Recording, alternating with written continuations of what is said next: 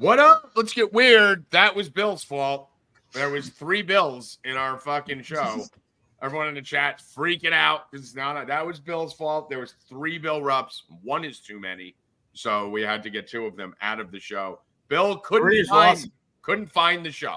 He's talking to us, and he couldn't find it for like 10 minutes. What happened? The screen disappeared. I don't know where it went. Everything disappeared? All right. Do we have everything right? Are we streaming to Twitter? Do we have everything going?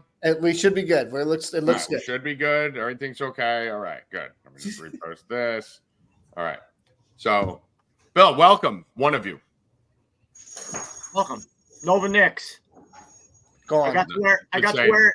Should say no more Knicks. No more Knicks. I got to wear it once now. Dude, it's just in memory of the floor. We got a lot to talk about today because we don't have too much time to fuck around. We're gonna have to get right to it. We have to save headlines because we got a whole slate of NFL games that we need to talk about. We got major injuries in the NFL, Rashee Rice and other things that may affect. We got potential trades that may be happening across the landscape of the league.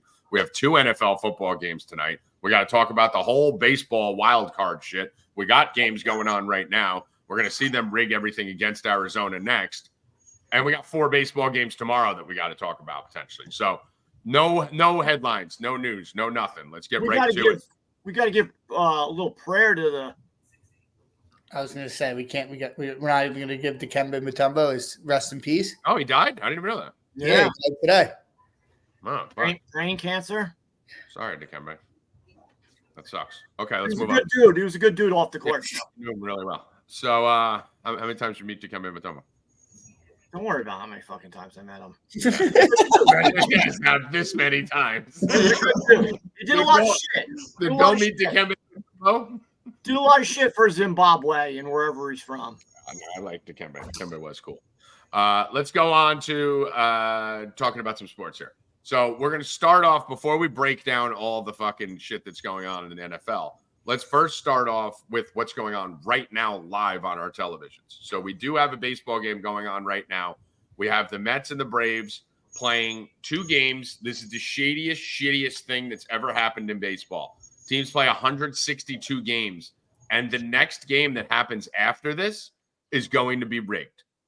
It's in that one team is throwing the next game after this. This is complete bullshit. Bill, both teams wanted to forfeit these games because what happens in this scenario right now, for those of you that don't know, the Mets are down 2-0 to the Braves in the top of the 5th. Braves are probably praying Schnellenbach or whatever the fuck his name is, who just dominates the Mets every time he throws them out. Goes 9 here and just fucking, they don't need to use a single bullpen arm all day potentially. But I'm dying to see what's going to happen in this next game because on a split, if these teams split, both get in. So both of them wanted to forfeit the game.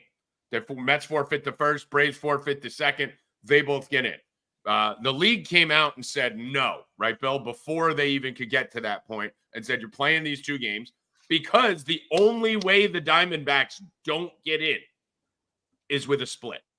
If either team wins 2 games, the Diamondbacks are in the playoffs. So they're making them play them. So what these teams both did, the Mets saved Severino for 4 o'clock. The Braves saved Sale for 4 o'clock. And if the Braves win, Sale ain't fucking pitching. He's going to be pitching tomorrow in game 1 of the playoffs. If the Mets win, Severino ain't fucking pitching. Now, if they don't pitch Sale, they're not going to pitch the pitcher they would pitch in game 2 or game 3. They're not going to pitch their closer at all. And they're probably not going to use any of their better bullpen arms at all. Are they going to pitch position players? Like, what are the Braves going to do? Let's assume the Braves win. What are the Braves going to do if they lose this game? If they win this game? It's going to be very interesting to see since they've been loaded with injuries all season long. They're not going to play Olsen. They're not going to play Ozuna. They're not going to play all these guys, right? What? So it's going to be bad. Did they even have a roster to tank? Well, I mean you can't take everybody out. I mean, that's what I'm saying. They didn't have you guys on the roster. Take out what, like 2 or 3 players? You know? So what I would do, I'd just pitch position players the whole game, make the MLB call the game. I'd be like, here, make it 9-hour game. We're going to have fucking a guy go up there and throw underhand. Zab, what do they do? I don't know. I mean, that's exactly what they should do is just throw whoever they want out there, don't waste any arms, and basically forfeit the game. So, what do you think, Bill? What do you think happens? I don't think you can do that. Now, here's the only other thing, Bill, that could come into play. These are two major division rivals that hate each other, right? Do the Braves want to go in there and knock out the fucking Mets? Now, they're not going to pitch Sale. They're not going to play players that they're going to rest Olsen. They're going to rest Ozuna. They're not going to pitch their closer. They're not going to pitch their elite bullpen arm. We know that. But do they go out there and say, you know what? Let's pitch our number 4 starter and let's use a bullpen arm or two. Let's knock these motherfuckers out of the playoffs. Yeah, I mean, they may. They may. No one knows. I have no idea what they're going to do. None. No. And the Diamondbacks are just sitting there going, we're fucked no matter what happens. Now, the Diamondbacks, as a fan of the Diamondbacks are sitting there going, please, Braves. Yeah, get down. That's a hit. The Diamondbacks are probably going, please, Braves win. Because the Mets are the only team in baseball that physically could lose that game. Yes. Right? That would be the most fitting ending for a Mets season that could happen. But Zab, what do you think? Now, Peter Alice in the chat asked, "What about seeding for Braves and Mets?" So that's the thing that fucks it. If the Mets win, so if the Braves win, okay, they're guaranteed 6. They can't move off the 6, which is where you want to be anyway, because you want to play Milwaukee, not San Diego. If the Mets win both, they're the 5. If the Mets, which you don't want to be, you don't want to play the Padres, right? So if you want to play the Brewers, you don't want to play the Padres. So if the Mets win and lose, they go to 6. So it's beneficial for the Mets to win, then lose. And it doesn't matter for the Braves if they win, then lose. So it's beneficial for them to rest. So there's no scenario where Arizona has a shot of either team trying in the second game. Yeah. None. It's crazy. And this all should have been played 3 days ago. Braves would have swept and it would have been fucking over. So the only way I won't be throwing a hissy fit is if the Mets win game 1. Because honestly, Sale's going to beat the Mets. We know that. So this is bullshit. Arizona's going to get fucked. Let's see what happens at 4 o'clock. So that's your rundown. We'll talk a little bit about the MLB, and then we'll go right into NFL because obviously everyone wants to talk about NFL on Monday morning. There are 4 games tomorrow. Here's the scenarios, and then we'll move on. Tigers at Astros, Royals at Orioles, D-backs or Mets at Brewers. So if the Braves win both, it's D-backs Brewers. If Mets win 1, it's Mets Brewers, I believe. And then you have Braves Mets versus Padres. So we'll find out all that shit as we go on. We'll have tons of bets out. I can't wait. This is the best time to sign up, guys. If you are not signed up right now, this is the time. This is college football and data season. NFL, we fucking smashed NFL yesterday. Obviously, last night's game got a little wonky. That always does, primetime game. But holy shit, did we destroy NFL yesterday. Everyone. I think the whole staff destroyed NFL yesterday. So we'll talk about that right now.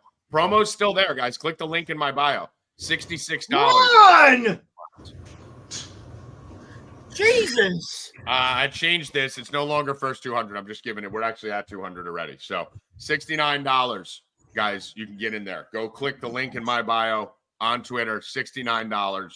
You can get the first month. This is the time, dude. If you're going to do a month at 4 deep, right now. MLB playoffs, we destroy. NFL, we're rocking right now. And college football, you guys have seen. We know more than anyone. You want to just take that off? I can take that off. What's that? You want me to take the first 200 people off? Yeah, leave it. That's fine. It don't matter. I don't know if we're at 200. We might be flirting with it, but either way, hurry up and get over there. So go to my Twitter, click the link in my bio. That'll get you $69 for the first month at 4 deep. Let's talk about a little NFL. We're going to buzz through the game last night just because I don't think there's much to talk about with it. Zab, what did you think of the game last night with the Bills? Derrick Henry just ran wild. Game over. You see how important the middle linebacker position is, and the fact that the Bills are missing both of theirs that's when you attack those teams. When they're so banged up in the middle, there's no one to stop those guys. That's what the middle linebackers are all for, just run stopping. Yeah. So the big question on the Baltimore side is, what do they do with Andrews? There's a lot of talk of him getting on the trade block now. He's unhappy with how little work he's getting, and their schedule upcoming isn't super difficult. So I think him getting limited work is going to continue, and they're just going to keep feeding Henry. So yeah. And next move, Bill, we got the camera for Zab. Next, we got to get him the mic. Next, we got to get him one of the noise canceling mics. Well, no, I think it's a lot to do. He needs some stuff on the wall. No, you just need a short mic. A lot of echo. Oh, T-Dub's already been in my DMs telling me, giving me mics. We'll get you to that's it. Listen, you're doing a great job of content. So, and see how he's smart enough, Bill, to mute when he's not talking. Like, see that? That'd be nice on a voice chat. That'd be nice on a voice chat once in a while when someone's eating food. Yeah, I'm not eating. I ate before the show. There you go. You're getting better. You're getting better. So last night's game, listen, Derrick Henry just took that thing over to jump. It was over. Josh Allen looked lost. Honestly, that fumble from Josh Allen when he got hit as his arm was going forward really turned the game. I think the Bills could have had a shot in that game because Baltimore usually blows games like that, and they already were, gave up the touchdown. Bills were at 10. They scored a touchdown there. That shit gets very interesting. But just Baltimore just came out. Derrick Henry just ran wild. If Derrick Henry rushed for 200 yards, no one's beating Baltimore ever. We know that. So bad game by the Bills. Great game by the Ravens. Baltimore is also really good in those low spread games. They cover those a lot. They win and cover those a lot. They needed that. You suck balls. By the way, Twice today. Couldn't get a sack fly and then just ground it out. He sucks. Get rid of that fuck. He does. He does suck. By the way, the NFL really needed the Ravens last night too. Really needed the Ravens. Ravens were fucking 1-2. They can't have the Ravens go to 1-3. That's going to hurt their playoff sauce. And the Bills were 3-0. Bills at 3-1 are still going to win the division. So that was big for the NFL last night to get the teams they wanted in. Let's move back. That was the first time in 53 games or something that Josh Allen didn't score a touchdown. I mean, that was insane. Josh Allen didn't even throw a touchdown pass. So good luck if you made money on anything last night on the Bills side of the ball. I'd be very impressed. I didn't. So, but luckily we made so much money in the afternoon that we didn't need to make money on last night's game. So, although it does suck. Well, we got Henry first touchdown. So. Yeah. So let's go backwards here. Chiefs Chargers. This was the game that Chiefs won. We ended up having some Rasheed. I think we were probably lower exposed on Rasheed Rice props than anyone in the industry, though. Right? I mean, I didn't have any. I had one. You had 100 and a touchdown. I had one unit on 100 and a touchdown. Right? Mm-hmm. And the reason why is because it's the same script every Sunday. 1 o'clock's a joke. It's easy to win, right? Everyone wins at 1 o'clock. 4 o'clock, a major prop goes down with an injury right away, whether it's Cooper Kupp, Debo. Think about the teams that consistently play at 4 o'clock, Bill. It's always the fucking Chiefs, the Niners, the Cardinals, the who else? The Rams, right? Like those and those are the biggest injury teams ever, right? You have Kupp, you have Puka, you have Purdy, you have fucking Debo, you have CMC, you have all these guys, you have the Niners. Everyone gets hurt at 4 o'clock. Whoever the biggest prop at 4 o'clock is, every week is hurt in the first half. Not even at the end of the game, like Neighbors did when he got a concussion at the very, very end, right? After he had it. No, first half, Cooper Kupp, Puka, Debo, CMC, or fucking now Rasheed Rice goes down with an injury. So that happened. Luckily, we're learning a little bit. So we didn't have much on it. Then we turned around and went heavy live, right? We hit Xavier Worthy for a max bet live. I know Bill was putting out live max bets. Kelsey's live was like 82. It jumped up to 98. So many people were hitting it. And then the Chiefs live was easy money. They were minus 120. So ended up actually being good. We were betting Kareem Hunt live. Kareem Hunt live was he? Dude, I think Russ hit for $250,000. With Kareem Hunt. I was doing 100 different $285,000 on $1,000 parlay. Russ Miller, fucking legend. I don't even think it was 1,000. It was less than that. Was it? Goddamn. It was 1,000. It was 1,000. Goddamn legend. $250,000. Good for him. Best person in the industry too. Says he's doing a giveaway for the subs tonight too. So we'll see that. It's gonna be awesome.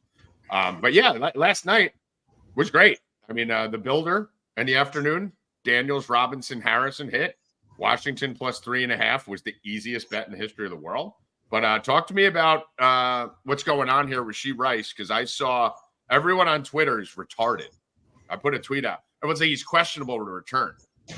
Guys, let me give you a pro tip going forward, okay? And I tweeted this. If you see a guy sitting on the sideline getting examined who's not crying, and then he talks to the trainer, and then he's crying, he's done for the year. Okay, that's how that goes. You don't just start crying when the trainer leaves unless the trainer told you you're done for the year. You're not crying if he tells you you got a high ankle sprain, you might miss a few weeks. Right, Zach? Yeah, he put the towel over his head. Towel over his head. And everyone on Twitter is like, he's questionable. He's not questionable. He's dead. Well, we were telling everybody in the next year. He's getting arrested next year. This guy's career may be over. I mean, we were telling everybody in the chat to cash out of their plays that had Rashee Rice in it. So we kind of knew right away it was serious. So I'm pretty sure Miller cashed out of one of his, and he turned 500 into like Russ Miller was slick, dude. That was the $1,000. He had a $1,000 parlay with Rashee Rice and something else to win it, and the second Rashee Rice went down, he cashed out for $6,000. So that's sharp. He got out of that right away, which was sharp. And we went and pounded Xavier Worthy and Kelsey and the Chiefs live after that too. But how about Kelsey being washed, guys? Amazing what happened yesterday, right? Kelsey needed to be involved, and he gets his fucking and that wasn't a normal like 8 for 89. Like, you have to look at the percentage of passing yards he was responsible for while being double teamed because there was no Rashee Rice. Kelsey went out there and caught 89 yards of the 245, right? 245 total passing yards. Xavier Worthy had a 60-yard bomb. So there was really about 180 regular yards, right, outside of one play. Kelsey had half of them while being double teamed and won the game. So all of you that said Kelsey was washed, fuck you. We are the only show in America where unanimously said Kelsey wasn't washed and explained to you, Zab was the first to do it, that he's running clear routes to open up Rashee Rice. The second Rashee Rice went out, everyone swarmed Kelsey, and he still almost went for a buck on him. Kelsey is not washed, you fucking idiots. Everyone who said it for the last 2 weeks, apologize on TV, you fucking retards. Yeah, we also told you to go buy Kelsey. Yes, we were telling you to buy Kelsey shares last week. Yeah, so I know Card in the chat was talking to me about buying them. He was actively trying to buy them. I don't know if he ended up getting them, but if he did, it's going to pay off big time now because he's going to go to the moon and no one's going to sell him now. So yeah, now you're too late. We have him in the league that we have CMC, unfortunately. But Kelsey's going to be 9 for 100 every week now. We said by week 5 it was going to happen. Didn't know it would happen because of Rashee Rice. It was going to happen anyway, right? It was going to happen anyway because they were going to start laying the coverage. He already had started off the game like 1 for 30. Yeah, had 40 on the first play. Right. Exactly. So there's a concerted effort. Jason Kelsey's defending him on the podcast. Once that shit starts getting too much, Kelsey's going to come out and whip his dick out. So I honestly think if Rashee Rice didn't get hurt, he might have had more. But either way, Kelsey's going to be the main target. He got his props, he got his yards, he got his receptions. I was all over his over on both. But then I had him parlayed with other people who didn't make it. But I think I put him out too. I put him out over 47.5. That was easy. Next week is his touchdown. Yeah. Maybe he gets 2. Yeah, he'll get in the box next week. So that's it with the Chiefs. Now the Chiefs are looking at potentially DeAndre Hopkins. Yeah, Coach Sav said Kelsey for 90. That's crazy because the Kelsey was 85.5 when it opened live. And then it just got punched up all the way to 98. So it kind of depends where you got it. Got a little screwed on that one, obviously. That should have hit. But Kelsey didn't score a touchdown, didn't get in. So there were some losses on the Kelsey live, but it didn't matter because you had the Chiefs live and Worthy live. Even if you lost the Kelsey live, you still made a tiny bit of money or broke even, but smashed the pregame stuff on Kelsey, 47.5. We'll see what the Chiefs do. The Chiefs are not the Dolphins, right? The Dolphins are sitting there hoping fucking Huntley's going to save them tonight. Chiefs are going to go out and get somebody. Chiefs are going to be looking at Devontae. They're going to be making calls for Devontae Adams. They're going to be making calls for DeAndre Hopkins, probably making calls for Curtis Samuel. They're going to be looking for guys like that have some upside, that have played in some advanced systems before, that are kind of being underutilized or cranky. I wouldn't be surprised if one of these receivers that's bitching on one of these other teams that they want to get out from under ends up on the Chiefs. But Zab, they're going to go do something, right? Yeah. I mean, even Amari Cooper's name is being floated in there. Amari Cooper, right. They're going to get a big name. If you remember in the offseason when the Cleveland was going hard after Brandon Ayuk, they were shopping Amari Cooper to get Ayuk. So he's already disgruntled. I mean, some of the drops he has, he wouldn't have dropped those last year. Right. I said in the chat today, Amari Cooper's a buy for me. even if I don't think Watson's going to finish the year, so if he stays there and Jameis Winston comes in, we know how Jameis is. He's just going to throw the ball all day. So I wouldn't be shocked to see Amari Cooper moved either. So or Michael Thomas is out there, Hunter Renfro's out there, both free agents. There's a lot. Wide receiver is going to be an easy fill, right? That shouldn't be a tough, especially when you're talking about a team like the Chiefs who already have Xavier Worthy. They already have Kelsey. They got Kareem Hunt, who looked great. That was the big thing that won for Russ. Bill, I know you're a big Kareem Hunt guy. Picked him up in a couple leagues. We told everyone to pick him up. So he's going to be the guy there right now. Just looked phenomenal yesterday coming off the couch. So that's the Chiefs game on the Chargers side of the ball. Who gives a shit? We'll go over to the Washington game, which literally, I mean, I don't know how many times and how many shows I told you guys. Kyler Murray fucking sucks. Bill, I'm talking to you. Kyler Murray fucking sucks.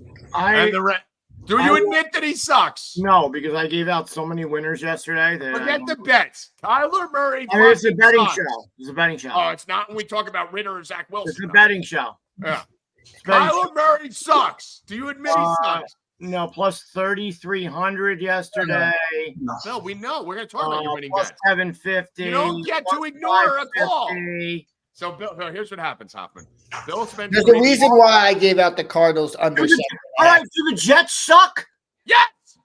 They do? Yeah, right now. Yeah. Oh, okay. Well, yeah, so Kyler Murray sucks right now. Okay, that's all I need. All right. We can't spend 2 weeks talking about something that when I'm Does right. Aaron Rodgers suck? No, not at all. He doesn't? His receivers suck. He had the worst fucking game. He couldn't even lead his team. I mean, it was a monsoon, and he had 2 minutes to lead his team. Okay, let's stay on topic, Bill. It's okay to take it out once in a while. I take it all the time. I took an L on Ritter. You can take an L on Kyle Murray. Take the L. He sucks. You told me he was the MVP 2 weeks ago. Yesterday, like you told me he was the MVP 2 weeks ago. You just said he sucked yesterday. Oh, I'd say he sucks forever. He sucked his whole career. All right, Kyle Murray sucks. Listen, I'll stand with my boy Dan Orlovsky. Dan Orlovsky says it. I'll say it. There's nobody smarter in football than him. So. Oh, you said you didn't agree with anything he said. I'll stand with him. I'll leave Bill alone. He doesn't like taking a quick L and moving on. Kyler Murray sucks. So, but Jaden Daniels, fucking assassin. Absolute assassin back there. 82% completion percentage, I think he has right now. Best completion percentage ever in the history of football for someone in their first 4 games. Absolutely. Yeah, he looks good. I mean, wasn't there a stat he had 16 straight, scoring drives midway through the first or second quarter, I think I saw. Yeah, Yeah, the first game, they just kind of let him ease into it. And ever since then, they've been balls to the wall going after it. Terry McLaurin and him have a great connection. Zach Ertz is a great secondary option. I'd like to see them grab a Zacchaeus fucking went off yesterday. Yeah, Zacchaeus had a very good game. And they have a great running game. Brian Robinson looked great yesterday. Eckler, when he is healthy, I'm sure he'll be back next week. Team's good, man. Their defense is suspect. Yeah, don't be fooled by them giving up a low point total because they went against that fucking horrible midget yesterday, who's terrible. But outside of that, when they play a real quarterback, they're going to struggle a little bit. But Jaden can keep up with them. Yeah, the defense unit played probably the best game they've had all season. So it's easy when you play a midget who can't play football. Well, yeah. It's true. He's just bad. He's just a bad quarterback. But yeah, so Jaden Daniels looking great. I will consider myself the early adopter of Jaden Daniels, and I was arguing people in week 1 and took Washington in Circa Survivor, $1,000 entry in week 2, which shows confidence in Jaden Daniels right out the gate. So I'm happy to see what he's doing. I really like him and Caleb, as we said. Jaden looks better right now. I still think Caleb will end up being the better quarterback, but they look great, both of them. The young crop starting to look good. Let's go to anything else in this afternoon window, Hoffman, that you saw, those 4:00 games. We had the Chiefs game that we talked about. We had the Commanders-Cardinals game, 49ers-Patriots. I don't think there's anything to talk about there. You don't have to talk about that. You don't have to talk about Raiders game is Raiders game, fucking stupid. Cleveland sucks. Every year, you guys fucking all love Cleveland on the internet. They're fucking terrible. Deshaun Watson sucks. Worst quarterback and worst contract in football history. Honestly. Bill, would you agree that Deshaun Watson is the single worst contract in football history? Not the worst, but one of the worst. The reason I'll say it's the worst is because he was facing 30 rape allegations, and they guaranteed his whole contract during facing 30 more rape allegations while he sucks in that spot. So that's why the 100% guaranteed $250 million is really the reason why I think the worst in history. That's gone. Yeah, let's go. Let's go, Bravos. So Deshaun Watson, good luck to all you people that didn't realize that he made all his hay in garbage time when he was with the Texans. Speaking of the Texans, let's go back there. CJ Stroud didn't look great most of the game. Ended up throwing for 345 and 2, but that's because they were trailing, for a good portion of that game late, but got it done at the end. So Nico Collins again, $151. Dude's an absolute fucking assassin. Ended up hitting us. That was huge for Nico. Ended up hitting us a plus 1,000 on Jefferson 80 and a touchdown and fucking Nico 80 and a touchdown. Bill, what'd you think of the Texans game here? Didn't watch that game at all. Had no money on it. Didn't bet one player. I don't even think I saw 1 minute of it. No, yeah. That was probably the game of the weekend, realistically. Well, you probably should start betting Nico Collins because he's like lock 100 and a touchdown every week. It's every week. Almost every week. He's almost locked for 150 every week now. He's just dumb. He's an assassin. He's an absolute assassin, especially Stroud's going to find him. Once you get a Tank Dell out or you take one of those weapons away, it just becomes a pass funnel to fucking Nico. And so big, too. He's just monsters. Fab? Yeah. We were on him all weekend. We said hit all of his props. I think I ordered him up to 100. Anytime he plays that cover scheme, he just destroys, especially the Jags are just decimated by injuries. So, I'm going to keep rolling with Nico almost every week. He's one of my core guys that I just bet every week, no matter what. So, Jags kind of looked okay, but I think they might be one of the worst teams in the NFL. So, yeah, Jags are terrible. Someone in the chat said Tommy says he takes L's all the time. It's hilarious. I mean, find an L this year. I don't have L's. I hit 100% of the futures bets, right, Hoffman, last year or this year in baseball. If I'm telling you, 99% of the time it comes true. Trevor Lawrence, bag of shit. Kyle Murray's bag of shit. Bryce Young's a bag of shit. The Cleveland Browns are fucking terrible. Jaguars are horrible. Kyler Murray, then there's the Ritter. There's the Wilson. There's a lot, and I stand on those and own them. There's not many times because here's the trick to being right. You ready? Wait until Stephen A. Smith jumps on something way too early and go against it. That's it.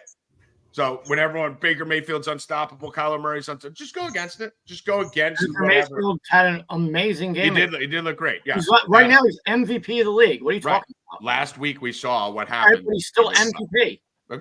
And you said he sucked, and you're wrong. There's a 0% chance. No, I took my L on Baker Mayfield last year.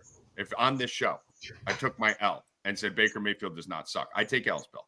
I took my L, but he's not the MVP. He had a bad game. Not the MVP. Not even close. Who is? Josh Allen? Who's the MVP? We'll find out in 6 weeks. It's Jaden Daniels. It's Derrick Henry. It's Jaden Daniels. So far. Dude, so far doesn't matter. Derrick Henry, the guy you said was washed.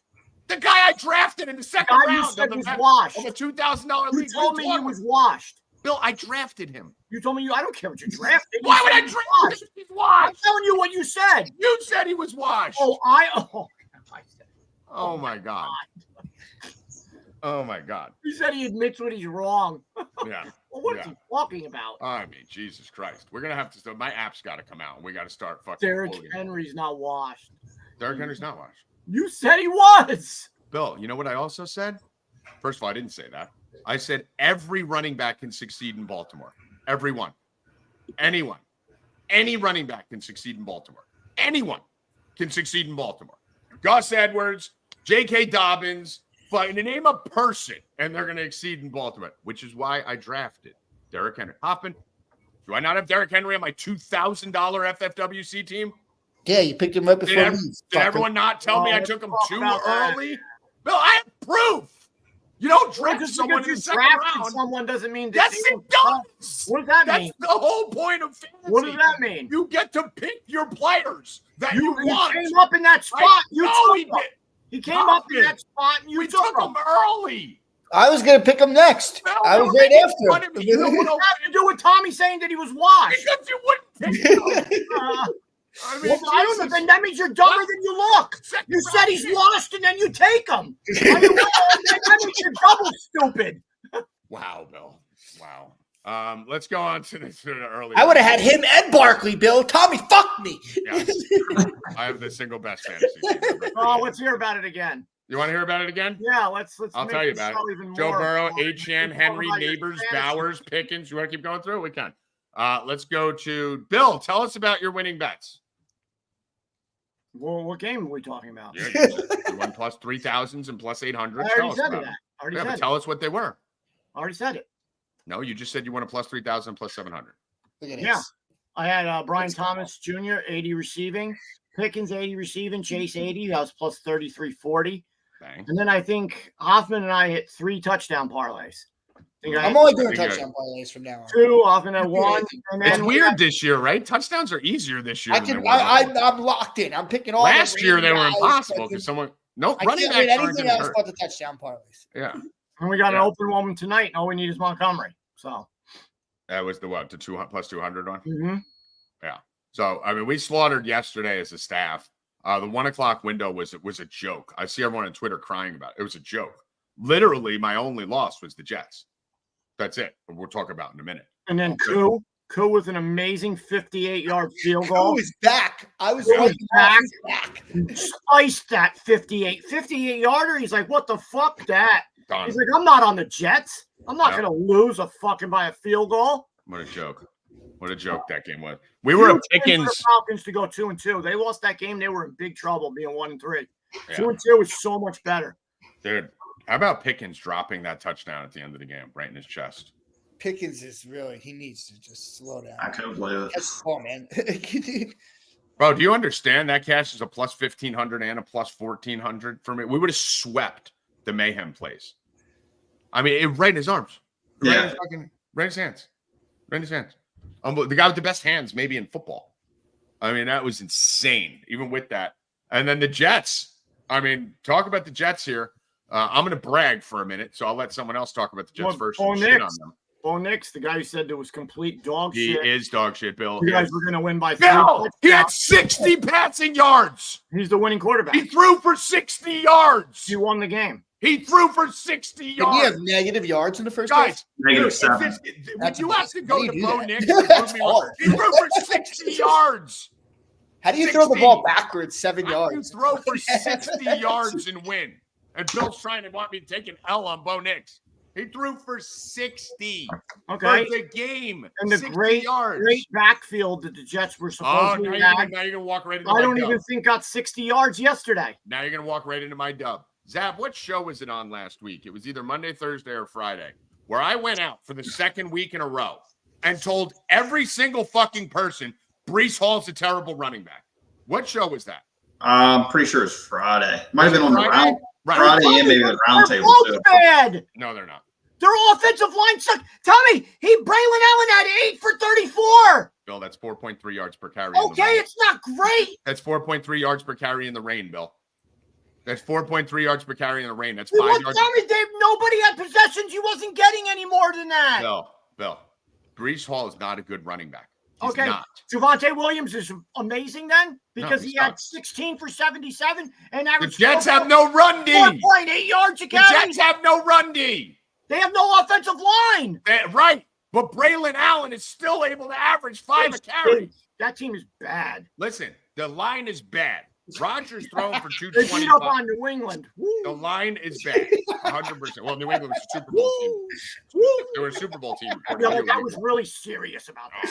When they were winning, you were I really didn't take them to win a Super Bowl. No, but you did pick them to possibly make the playoffs. Yeah, okay. We have a Super Bowl. Jets. Anyway, the Jets suck. Fuck this. This is bullshit because that game was lost because of Breece Hall. Because last week I told you guys Breece Hall can't hit a hole. He cannot hit a hole. He is the worst running back in the NFL. He's just really fast, and I gave the stats on Friday's Stay Cashin show. He's fucking 2 yards, 2 yards, 2 yards, 2 yards, -2 yards, -3, 60. That's what Breece Hall is. If he doesn't, I said it on Friday, if he doesn't pop a 60-yard run, he's useless. You know He's what's cost good. them? Stop, You know stop, what Bill, cost them stop. the In the game? middle of a rant. He's in the middle. Don't cry. Let me finish. He's actually a great pass catching running back.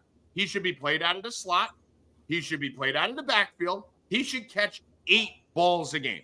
8, not 2, not 3, 8, because he's phenomenal there. He's a great change of pace back. So once you have Braylon Allen, who's a phenomenal running back and literally a Brian Robinson clone, pounding the ball on the other team, wearing down the defense, then you put Breece Hall up the middle a few times. The carry breakdown should be 18 for Braylon, 5 for Breece Hall.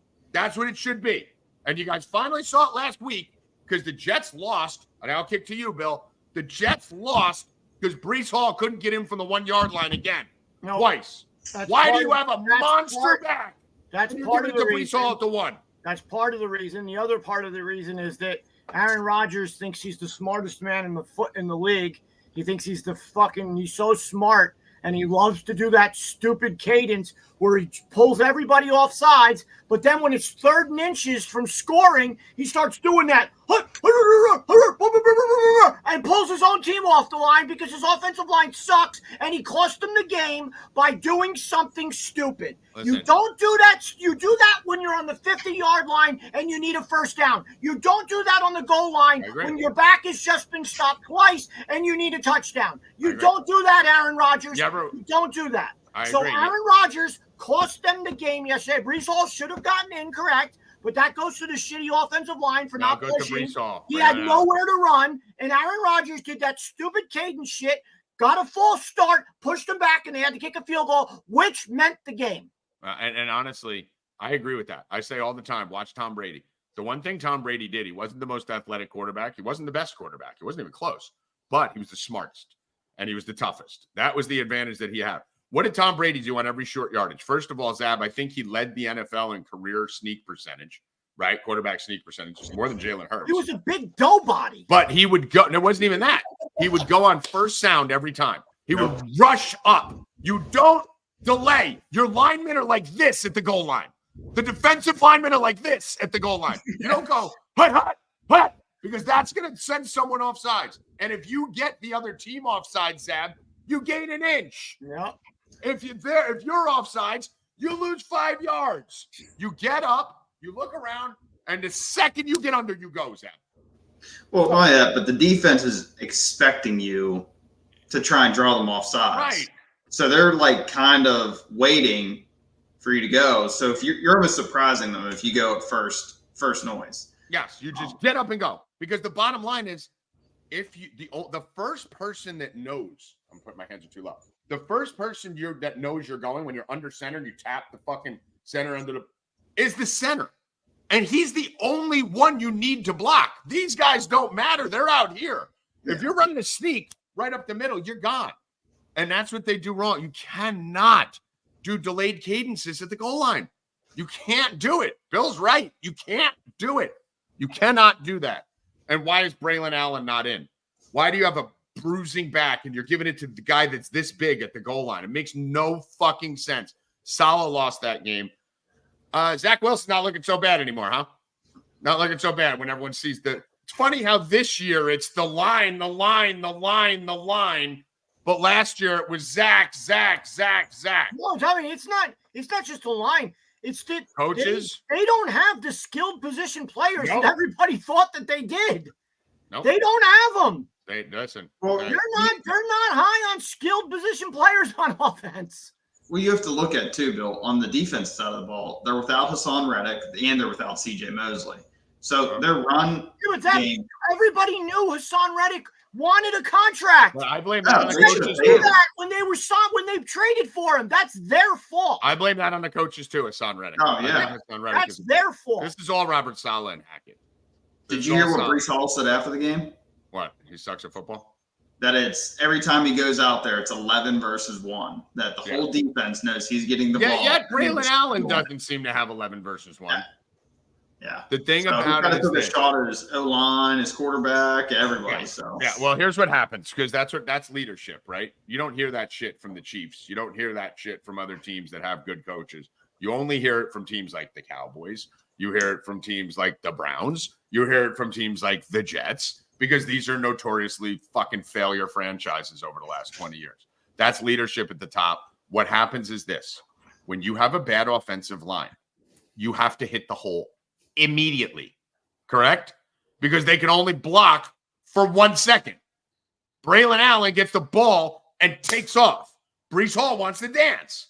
You can't dance if you got 5 guys who can't block. That's the problem. That's what you need to do. And he's just not built for a bad line. Chris said it perfect. It's the culture of the team. They it is. Cultures like that. And then the Mets. The Mets have the same culture. And then they go and they put everything on Aaron Rodgers. So you know everybody on that team doesn't like him, right? We already know that. Like Aaron Rodgers has his guys and his part. It's already been talked about in the media.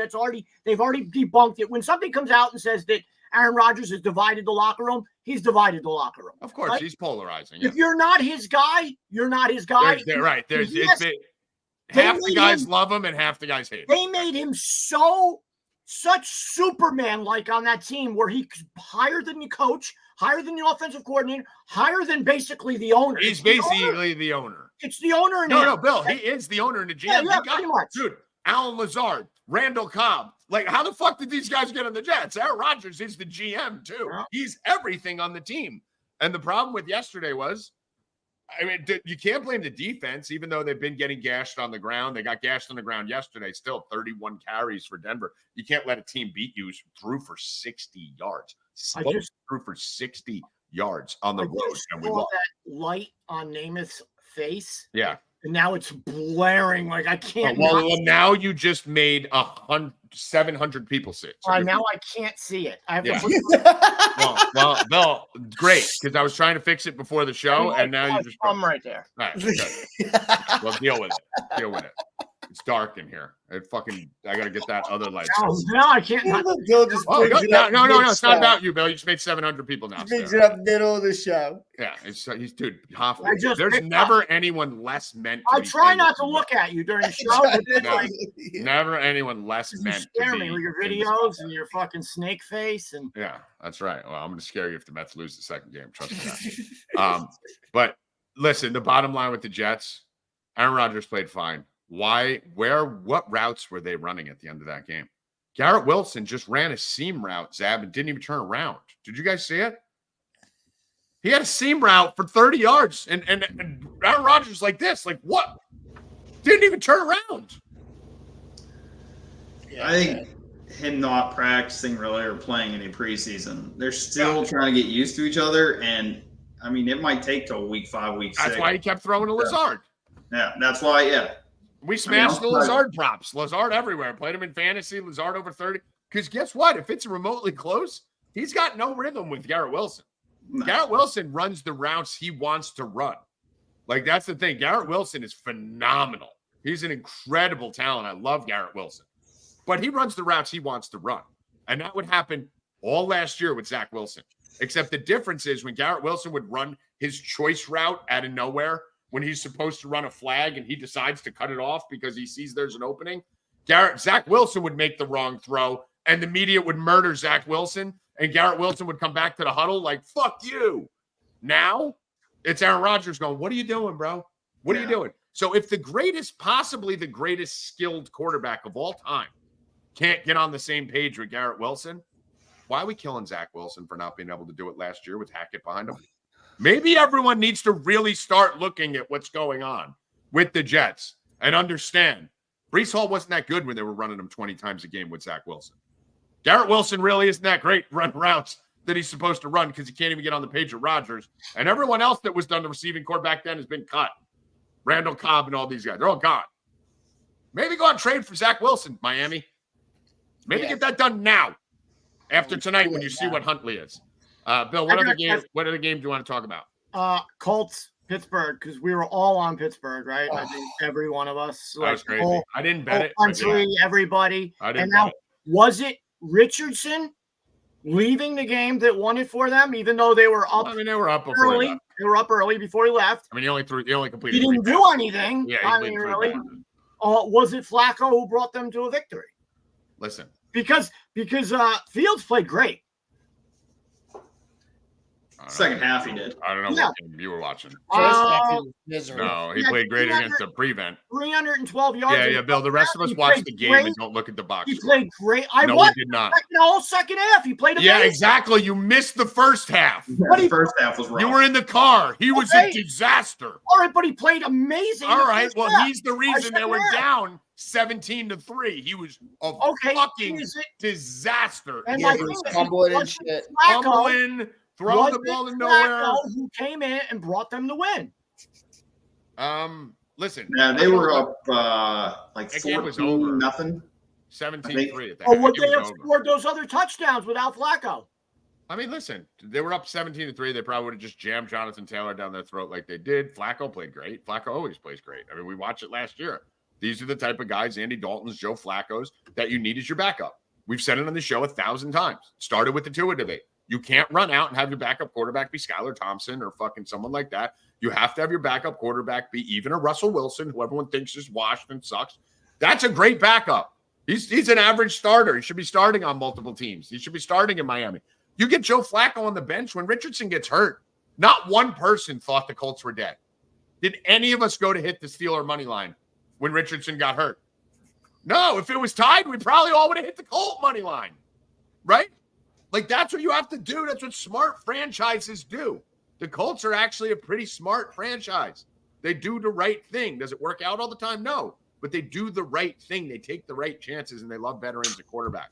Even though Matt Ryan was washed and Carson Wentz was washed, at least they go in and get these guys who have experience and can mentor younger people. And then if they get in, they're not washed. They're not useless, Zab. Yeah, I mean, even last year they had Minshew. Right, they always have someone viable. They have a veteran, which a lot of these teams don't have a proven veteran or even. It's Carson Wentz, it's Minshew, it's Flacco. It's someone that you know you're not dead if your starter goes out. And that's what good teams do, because guess what? Every starter in the league is probably going to miss some time, right? Almost all of them are going to miss even a week or two, a couple weeks, a half or two. Like, this is how you've got one hit in the head and you're out for 2 weeks nowadays. So you got to have that, and they're smart enough to do it. But Flacco looked good. How long's Richardson out for? He said after that he's still pretty banged up, that it sounds like he's probably going to be out one more week. Jonathan Taylor also got injured. I think in the third quarter of that game, he's likely to miss 1 week also. So if you do play Trey Sermon, he's going to be the immediate backup there. He's going to probably get a run next week. So, and Zab, we got to take a little victory lap. Me and yours favorite play of the entire week was George Pickens. Yeah, and we were both on Josh Downs. Yeah, Josh Downs and George Pickens were our favorite two plays on the roundtable show. Yep. Yeah, and what'd you say, Bill? I got you guys both beat. What'd you got? Who had Xavier Leggett laddered all the way up? I was going to bring that up earlier. That was a great play. So that was a good one. I had Deontay Johnson. That worked out pretty well too. Right? I mean, listen, we smashed. We smashed. You know, Bill had Leggett. I had Deontay. Deontay 7 for 83 and a touchdown. Leggett 6 for 66 and a touchdown. We got pretty much everything right. Told you that Cincinnati hit to make the playoffs, hit to win the division stuff. They're coming. The Bengals are coming. They slacked off in the second half and still won that game by double digits with Carolina playing really well. I mean, listen, this Carolina team is a problem now. I mean, Chuba Hubbard's averaging 6 yards a carry on everybody. Deontay and Leggett look good. Andy Dalton looks good. This Carolina team is gonna be in every game every week. It just shows how bad Bryce Young was. Yeah, he's bad. They're gonna cause problems for people. So yeah, they're gonna cause problems. This is a feisty team. I like them using Chase Brown more too. Yeah, well, that's what we said last week. We were talking about the running. I think it was me and you were talking, Bill, on the show. When everyone was talking about how the Bengals are going to miss Mixon. I'm like, no way. Chase Brown is the guy. It's not Zach Moss. It's not Mixon. You don't want a slow back with a fast offense. You know, that's the only concern people had about Baltimore and teams like that. Like, is Henry going to slow the offense down? In my opinion, it was good because they need to slow the fuck down. Lamar needs to slow down sometimes. He goes too fast and does dumb shit. But on this Bengals team, you need speed. You got Chase and Higgins and, you know, now you Slovis and Brown and all these guys floating around everywhere. You need speed in the backfield. Mixon is that slow down back that I hate. I hate 3 yards in a cloud of dust. I like Chase Brown a lot. He's going to be the main back here. Zep? No, I agree. if he's not owned in your seasonal league, you should own him. If he's not, you should be winning your He probably season. has a little bit higher ownership. If you're in smaller leagues or home leagues, he might be available. But yeah, Eric All again looked good. He's been getting more targets. I think if he eventually takes over that tight end, yeah. So he's a big body. He runs great after the catch. So he's eventually, if you're in a dynasty league, grab him for sure because he's gonna be he's literally right now. I mean, you have Jamar Chase, T. Higgins, Yoshi Voss, Zach Moss catches passes, Chase Brown catches passes, and Gesicki and Sample, and Eric All's still 4 for 30. That's what's gonna kill their DFS and their profit. That's been hurting. Because now he's spreading it around. I mean, how many people had a catch at 10? Yep. 10 catch. Yeah. And Huff, remember when I drafted him in the FFWC, my first comment was the reason I'm reaching on Burrow a little higher than I should is because he's injury proof. 2 guys can get, because I was super high. Burton's not even on that list, Ab. Burton's really good.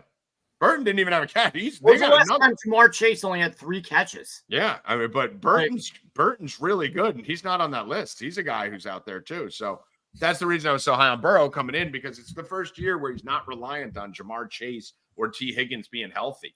You know, they lost Boyd, but added 4 other guys, 3 tight ends, and Eric All is a stud. So I have Eric All in every single league. We've been talking about him for 2 weeks, but pick him the fuck up now, because if T. Higgins goes out, if Jamar Chase goes out, if Gesicki goes out, Eric All is going to be a 6 for 75 and a touchdown type guy. You're going to want to get that. He's getting a lot of burn. 4 catches with all those guys. He had more catches than Jamar Chase. You know, like that's a lot. So keep your eye on him. Rams game. My dude, my love child, Kyron Williams got in the box for us. Bill, we all needed Kyron Williams in the box real bad yesterday. It was my favorite. I said it. Every one of us went all in.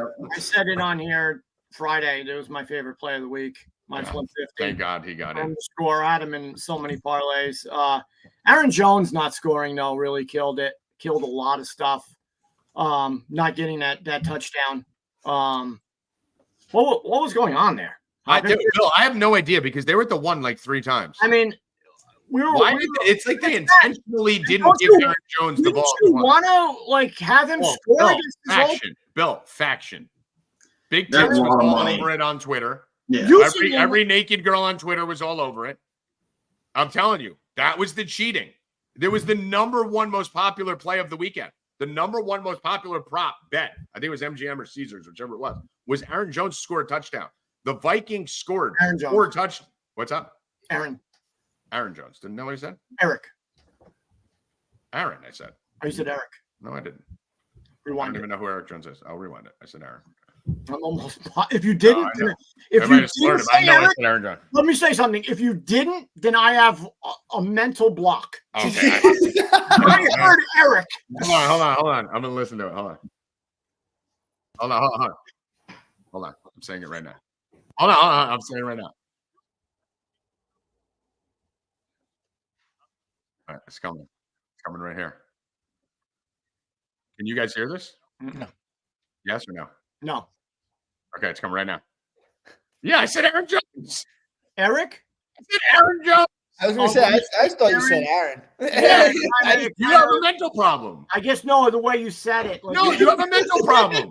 You just said, if I said Aaron Jones, you have a mental problem. No, but it looked like you just, right when you just said it there, it looked like you said Aaron Jones. So I could have got Aaron maybe out of it. Yeah. But it was Aaron. But guys, football's rigged. Football's rigged. We've been saying this for years. Football's rigged. They're scripted. There's certain plays. Aaron Jones was never getting in the end zone. He was never getting in the end zone. Listen, at 1 o'clock, I bet Burrow 2 touchdowns, Kyron touchdown, Pickens touchdown, Jefferson touchdown, Nico touchdown, Yoshi Voss and Lazard. I didn't bet Aaron Jones to get in the end zone. Okay? Now, did I think he was going to get in the end zone? 100%. He should have got in 3 times.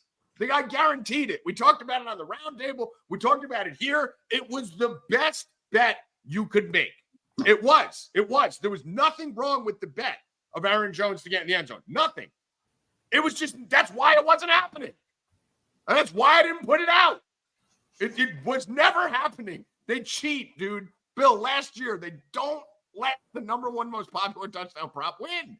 He'll have 3 touchdowns in London versus. And everyone keeps thinking players rig games. Players don't rig games. Coaches do. Coaches are the one. You get one offensive coordinator in your pocket, and it's over. Aaron Jones wants to score. He's going to score the first touchdown. He's going to score 2 touchdowns and 3 touchdowns in London. But it doesn't matter because he needed to score it against Green Bay. What's going to happen? Again, so I don't care. I mean, dude, he literally came out and said, I'm going to score a touchdown against the Packers, and I'm going to Lambeau leap into the fucking thing. And I think it was the first drive, right? The first drive, they were at like the fucking 1. I think it was the second drive. The first one, the first one was a longer pass. Yeah, the second one they did an end around or threw it to a tight end or something like that. Yeah, right here. 2nd and goal from the Green Bay 2. Sam Darnold, 2 yards to W. Reichard. Yeah, and on that play, Jones was wide open. Of course. He's wide open in front of the guy that he threw it to. Of course. Yeah, of course. So, I mean, listen, I don't know. Maybe it's not. Okay. Any takeaways from that game? Just stay in that game for 1 second. Christian Watson on the other side. High ankle sprain. He's out probably 2 to 6 weeks, probably an IR trip. If he's available, Wicks, I doubt Jayden Reed is available, but Wicks and Reed is going to be the 1-2 there. Dobbs I think he's nothing in that offense. So Reed killed it. He's probably going to be someone like the star. We bet him everywhere week 1. Now he's even better. Yeah, Wicks looked really good, and he dropped like 5 balls that he should have probably caught. Yeah, he did. So. It might have legitimately been 5 balls. Yeah. So he dropped a lot, but yeah, that's Wicks. That's Jalen Reed for sure. Kraft out of nowhere pops out with 9 targets in that game. Right. So very interesting. Yeah, I think that was more game script than anything else, but we'll see. We'll see how that goes. Melton may have some interest for some people. What happened? 3-1. Bill saw me going like this and didn't realize what was happening. I was wondering what you were doing. Wait, what? So fucking losing. Anyway, all right. So Aaron Jones was never getting in. Too many girls with big tits on Twitter screaming for an Aaron Jones touchdown. That was never happening. Jordan Love looked great and horrible at the same time, right? He looked like the best quarterback in the NFL for periods of time and the worst quarterback in the NFL for periods of time. So listen, last year it took him 6 weeks to get in a rhythm. Took CJ Stroud 6 weeks to get in a rhythm. Maybe they're just maybe he's a little slower starter, but maybe he's coming off the injury, and that was part of the reason why. But Zab, that's the first time I've seen him look really bad. Yeah. Since the start of last year. I'm not worried about it. First week back. Yeah, I'm not worried about it. I'd say it's probably they rushed him back maybe a week early. Probably, yeah. They probably could have waited. But I think it was just big divisional game, wanted him back. Yeah. But yeah, and we were a week early on Whittington. So all right. So again, another Tommy Dub. Listen, last week I don't know what the fuck happened. Zap. I loved Whittington last week. I talked about him. You loved him last week. No. We picked him up in every league. We talked about him everywhere. His prop was 30, ended at 28, of course. Snap share was down, right? Saw 38% snap share last week, which was crazy. Let's go! Right. I gotta watch this fucking Mets game now. So that's what's Zap, me and you don't look at box scores. We look inside the box scores, right? Yeah. I want to know routes won. I want to know snap shares. I want to know the data and the analytics behind it. 38% snap share is what scared me off him. This week now, 97% snap share this week, 6 for 60. We told you that Whittington was the best wide receiver on the Rams 2 weeks ago. He led the team in targets, led the team in catches, and Tutu Atwell edged him in yards by about 20 yards. But Whittington, 6 for 60, 8 targets, 97% snap share. If he is available in your leagues, go get him. He should not be available in your leagues because we told you last week to all go get him. So if you're fucking listening, but I don't know, Zab, do we more mad about last week now or do we victory lap? So I looked into last week a little bit more, especially after this week. It was a scheme thing last week. They ran a ton of 2 tight end sets, which pushed them off the field. So he was just kind of scripted out of that matchup. This week he ran the most routes out of any wide receiver on the Rams team. So, yeah. I mean, it's awesome for Whittington. Kid's good, man. Kid's gonna be a star. Yeah. So good to see. Take the W there. Look at Bill. He's like a kid in a candy store. store. There we go. Come on, Lindor. For those of you that don't know what we're sweating the fucking Mets game here against the Braves. The Mets are down 3-1, first and second, 1 out, no outs. No outs. First and third. Pay attention, Tommy. Pay attention. So one of us has to run the show while you two watch the fucking baseball game. Right now we have first and third, no outs, 3-1. Keep in mind, for those of you that are just tuning in, I know we got about 1,000 people watching right now. For those of you tuning in, keep in mind, if the Mets or the Braves win the first game of this series, they do not have to win the second game. So whichever team wins the first is going to start nobody in the second game, and the Diamondbacks need one of these teams to win both games. So there's a couple scenarios at the beginning of the show that we talked about. I'm going to have a little diverted attention here. We haven't gotten into the bets for tonight. Jesus. We might have to stay on until this game ends. Lindor, baby, comes through again. Wow. 3-2. 3-2. They should have left Swellenbach in. What were they doing? I mean, why did they take him out? How many pitches did he have? 94. He was on the line. Leave him in for the rest of the inning. Bill, no, you got to plan for the playoffs. 70 strikes of those 94. You need him pitching game 1 of the next round. Yeah. Yes. Listen, I would have. I play to win this game. You play to win the game. But both these teams tried to forfeit this game. Come on, Iglesias. Both these teams tried to forfeit. This is going to be crazy. Chat. Oh, boy. What's up, Zab? Shows it with like what's up. Oh, boy. Jim Fush just said, oh, boy. So this is going to get interesting. All right. Anything else on the recap of these Sunday games that we need to talk about? What games did we miss here? Went over fucking pretty much every single game, recapped them all, talked about how I'm great and Bill sucks, even though Bill won all his bets. I'm still going to say he sucks. Eagles are broken. Yeah. Eagles are broken. It's annoying, I know. Jalen Hurts was going to suck. Told you that too. Jalen Hurts sucks. That division's wild right now. Jalen Hurts sucks.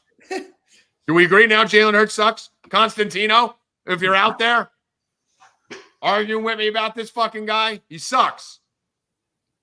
Do we agree? Do we all agree that Jalen Hurts sucks now? Mm-hmm. Okay, I'm going to take my lap. Okay. Saquon Barkley, 8.4 yards per carry yesterday. 10 carries. That was another faction, him not getting in the end zone. He was on the 1 yard line like 8 times. Yeah. 10 carries? To get in. Like, how do you not get in, Saquon? How does he only have 10 carries? How does he have 2 catches, Bill? Okay. Let's say game flow got out of whack, right? The Bucs obviously threw the game last week to kill everyone in Survivor. The number 1 favorite has lost every week of the NFL season. You realize that, right? Yeah, we can't bet the Jets were this week. The number 1 favorite team on the money line has lost every single week. So the Bucs all of a sudden last week against fucking Bo Nix. Bo Nix throws for 6,000 yards. They play the wrong defense. The Bucs go out there, can't move the ball at all. They go back and play Philly, a better team this week, and just shit stomp them. They're up 24-0 before you even fucking blink to start this game, 24-7, whatever the fuck it was. So, yeah, there was your faction move last week. But, dude, how does Saquon Barkley get 2 catches? How? Zap, how? I can understand you're down 20, you can't run the ball as much. But when he's averaging 8 a carry, you probably can run the ball, right? But forget that, because he did have a 50-yard run, mixed in the end of that. Struggle a little. How do you not throwing this guy the ball out of the backfield? What are they doing with Bijan, with Barkley, with these guys? What are they doing? I don't know if Hurts just doesn't like to check down, or he's if they got to learn a linebacker spy on Barkley and just kind of tailed him because they knew he was pretty much all they had. It's Jalen Hurts. How about my sneaky? I think someone mentioned it in the chat. How about my sneaky 3K punt on the roundtable show? Paris Campbell. Yeah, someone mentioned earlier.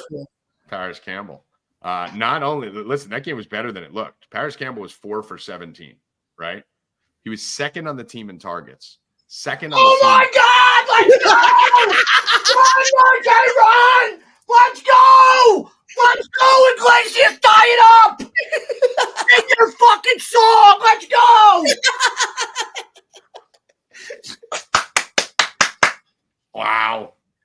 smoking the blunt. You're really smoking the blunt. He's just fucking hitting it. He's smoking the blunt. Dude, I think for the Diamondbacks, guys, I know Sale's pitching next game. For the Diamondbacks, the Mets probably will try to win next game more than the Braves will if they win. Right? Mets don't want the Padres. What? If the Mets can avoid the Padres, they will. Well, they're not pitching Severino. They're not playing Lindor. I honestly think after what the Braves did to the Mets 2 years ago, the Mets want to knock the Braves out of the playoffs more than the Braves want to knock the Mets out, right? In the second game, I think there would be more interest for the Braves. We'll see. But praying whoever wins this game wins the second game. Come on, Vientos. There's no outs still, right? No outs. Holy Jesus Christ. Well, now you guys are getting a little glimpse of what happens at 4 deep when the games are on. We go and do our voice chats. This is literally just need a sack fly. Someone.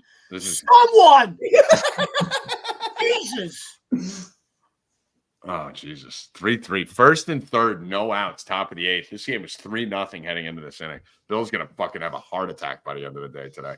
So, wow. And for those of you who are not members of 4 Deep, go to my Twitter. Click the link in the bio. $69 for the first month, which is retarded because we're going to fucking eviscerate that. We destroy MLB playoffs. You have 4 MLB playoff games every day, Hoffman, coming up. Plus it is, NFL. Bill. Keep it off! There it is! Keep it off! Run! You motherfucker! Stay! Mets take the lead! Jenna, let's go! Jenna doesn't move. Bro, Jenna, I want everyone to understand that poor dog, right? Jenna's my daughter, right? That poor fucking dog is so immune to this fucking Neanderthal down here screaming. She didn't even look up during that whole screaming session. Do you know how loud? Danny? Look, she doesn't even move. He screams Uncle that much. Danny's not even watching. He's worried about if he should do Uber Eats, if he should do DoorDash when he retires. I mean, dude, imagine, guys, we all have had animals or have animals, right? Imagine your dog is laying on the couch and you start screaming like that at home. Zap, what's your dog going to do? You heard it the other day on the round. Bill's dog's like, that's it. Look at her. Nothing. She's back. She's back. She's Yeah, back. because he's a psychopath, dude. We should call animal services on this fucking kid. Let's call right Uncle now. Danny.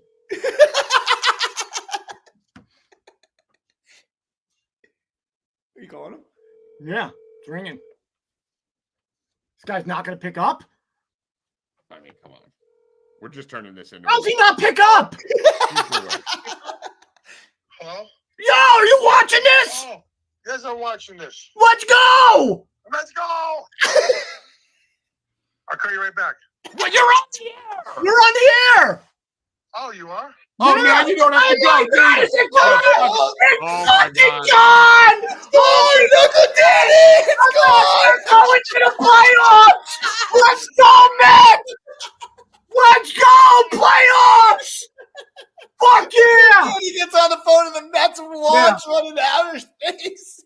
Danny, let's go! Nemo, we're going to playoffs! Is Tommy on? Yep. We're on a show! When has Bill ever done a show without me on, you fucking ape?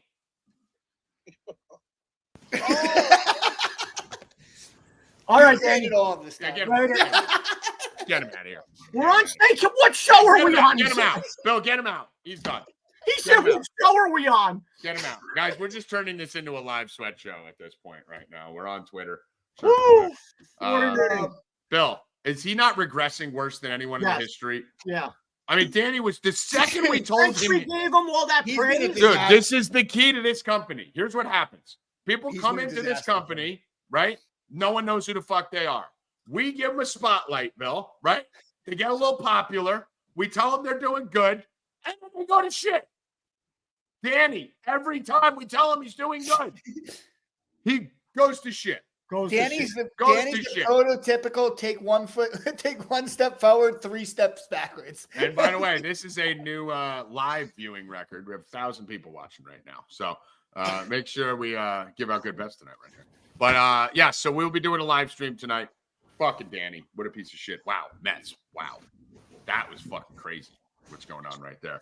Anything 6 else on the NFL we need to talk about here before we pivot? We need to pivot real fast. I mean, I don't know how he does it, but Leon Rose strikes at the craziest times. Right in the middle of NFL Sunday, just makes a trade. What happened? What was The it? Knicks. Oh, the Knicks. Yeah. All right. Before we get to the NFL bets, let's talk about Karl Anthony Towns. This is the worst trade for the Knicks. I'm going to be the person to say it. I don't care. I know all of you, everyone on Twitter is wrong. This trade for the New York Knicks is, outside of getting Russell Westbrook or James Harden, this is the single worst addition to the New York Knicks. Now, is Karl Anthony Towns a super freak of a talent? Yes. Does he fit the Knicks culture? No.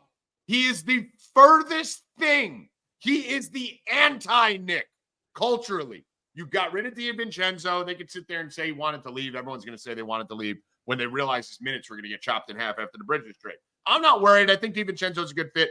I'm a Villanova guy. I went to Villanova. Okay? So I'm a little biased. I was coming over to the Knicks as a fan once you got Bridges. I don't know if I can now, Hoffman. I hate Karl Anthony Towns that much. He's a fucking crybaby. You're talking about a dude who took 35 shots in an all-star game. 35 shots in an all-star game. He's a black hole, Hoffman.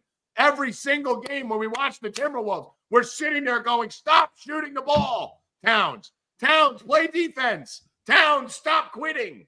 Right? Hoffman, you're the biggest Knicks fan I know. You hate Karl Anthony Towns' heart. You love his talent. You hate his heart.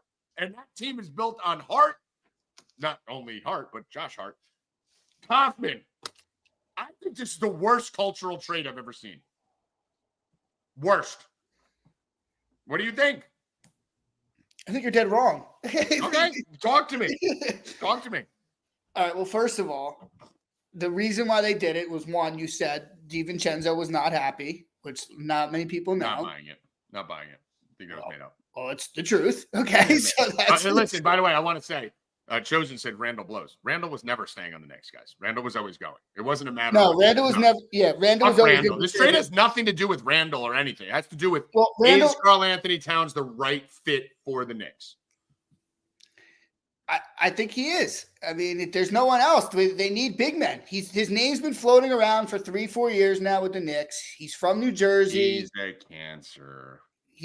Listen, Tommy, there's a bunch of cancers in the NBA. And you didn't have any. No. Is this his sacrifice, Tommy? Is this his conspiracy? The only way the Knicks win is if this is his 9 of his family members died of COVID. Yep, that's why I think the Knicks to bring them a championship they haven't had in forever. He sacrificed 9 of his family members to the cabal during COVID, so this is the payback to win a championship with the Knicks, which is probably the most coveted championship you could win for a team right now in all of sports, being that the Cubs won one, the Red Sox won one. Most of the teams that have been in serious droughts have all won a championship since, except the Knicks. So, yeah, if you're going to sacrifice 9 family members to the fucking Illuminati and Baphomet, this would be the plan to do it, win a championship with the Knicks. That's the only reason I think the Knicks can win a championship. I will say this. Out of all the moves that Leon Rose has made, this is the one I like the least. But that being said, Karl Towns does a lot of things that's going to help. 100%. Yes. He's going to. Knicks needed a big man, Hoff. Karl Anthony.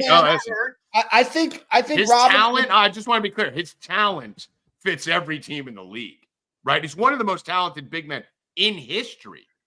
Right? Like in history, guy won a 3-point contest and can rebound and can dribble and defense, heart, all that's a little weak, but he can do it all, right? He can drop 50 in a game. The talent it's not Karl Anthony talent. That's the thing. KAT, Karl Anthony talent. Yes. It's the heart. It's the culture. It's the New York media. Is this guy going to be fucking melting down in 6 weeks if he has a couple bad games and the media starts getting on him? Can he carry a team? Is he going to get in the way of Brunson? Is he going to ruin the flow? Is he going to go into black hole mode? That's what I'm worried about. That's what I need to hear. I don't even think he's going to be like, I don't even think that's going to be an issue. I think they're going to bring him in. They're going to sit him down and say, listen, this is what's going on. This is the pecking order. This is where you stand. If things go wrong, Brunson's our captain now. The Knicks, they don't have captains, okay? Like, this is a big thing. Brunson will go in there, talk to the media for you. You don't have to do it. Bridges is likable. He'll go talk to the media too. And on the floor, like you said, talent-wise and what he does and 100%. how he stretches the floor, it's going to be interesting.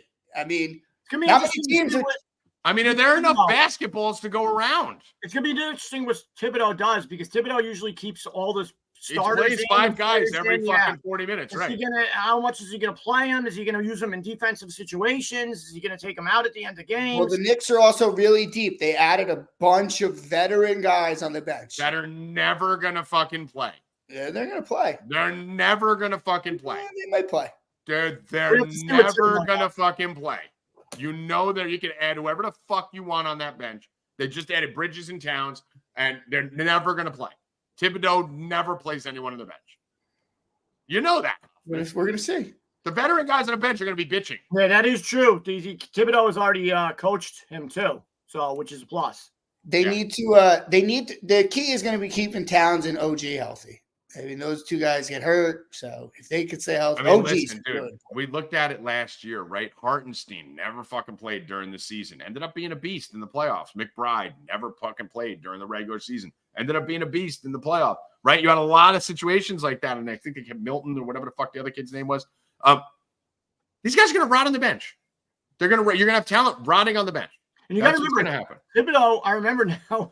When he said that, I remember Thibodeau and Towns hated each other. Yeah, they don't get along. They had a beef, which I think they squashed, but They squashed it. They didn't Oh, yeah, okay. So let me explain something here. When beefs are squashed, it's temporary, okay? Unless you stay on the same team together for years and win Kobe and fucking Shaq squashed their beef too, right? Jordan and Pippen squashed their beef, and then fucking Jordan's son ended up fucking Pippen's wife, okay? 10 years after their beefs don't get squashed. They get pushed aside. Now you're in the New York media with a light brighter than this fucking thing right here. You have Karl Anthony Towns, who's a mental fucking midget. You got a culture and a fan base who's not going to tolerate selfishness and lack of hustle.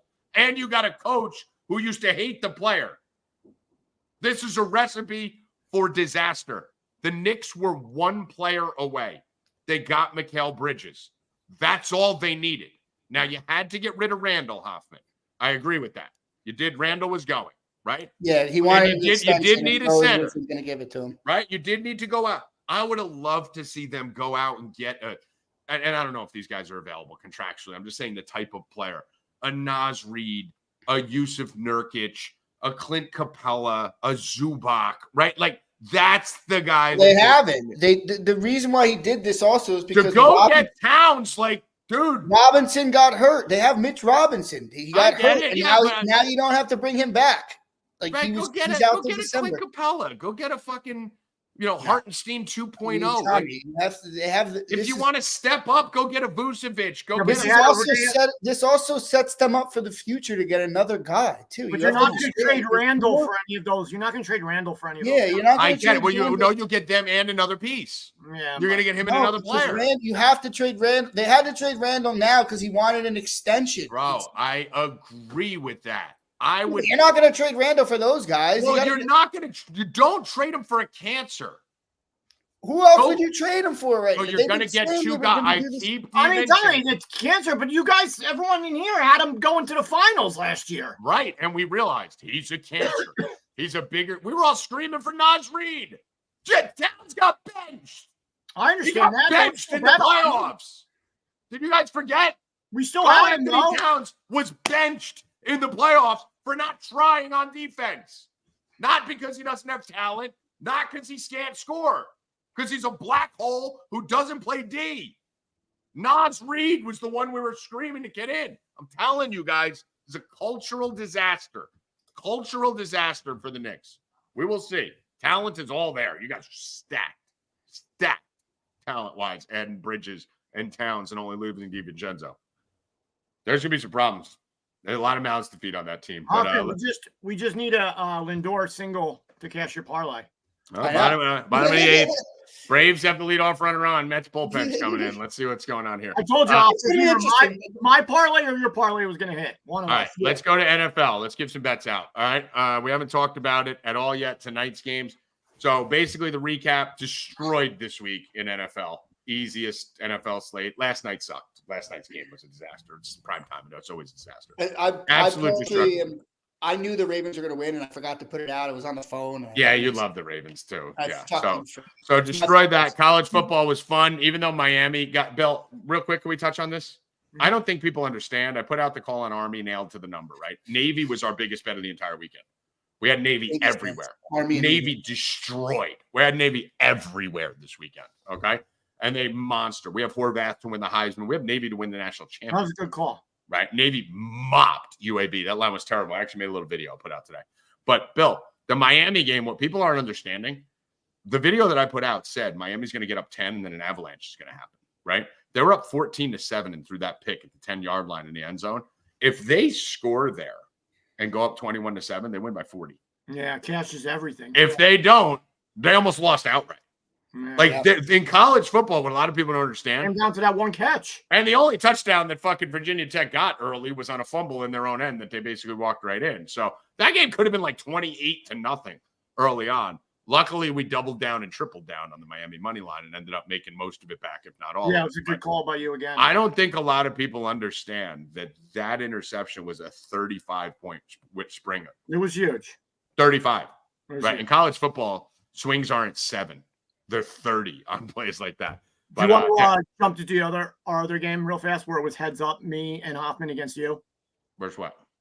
Alabama. No, that's bullshit because I wasn't even betting it on the show. Hey, listen, I sucked you in. All right, You got suckered in.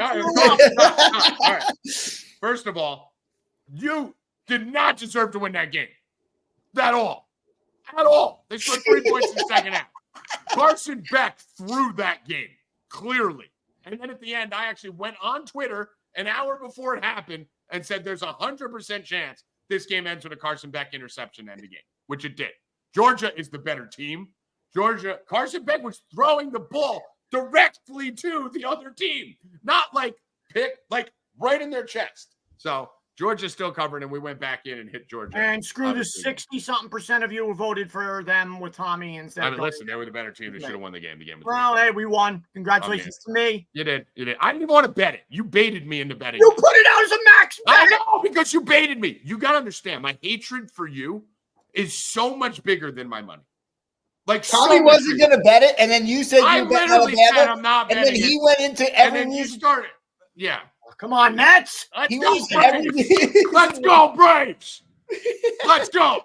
Hit the Braves live now. Don't Hit do the that. Braves now. Don't do Hit that. the Braves now. Only if you I'm need hitting a the hedge. Braves right now. Plus 700.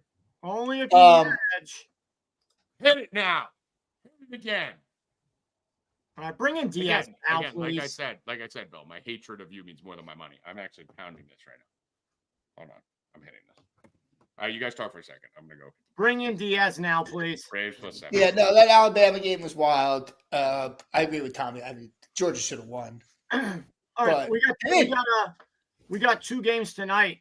Zab, any injuries that we need to know of or anything? In the Seahawks-Lions game, the Seahawks is missing either their starter on the D-line or their backup that plays a lot. So they're pretty banged up going against the number 1 ranked offensive line of the Lions. Obviously, for the Dolphins, we're getting Tyler Huntley in there tonight. So we'll see what he brings. So I'm sure he's going to rush the ball a lot. No. Tell me So really most fast. of it is, Coach Sav, right? Coach Sav said Navy plus 2,500, Army plus 3,000 to make college playoff. Okay, yeah, we got to put that out.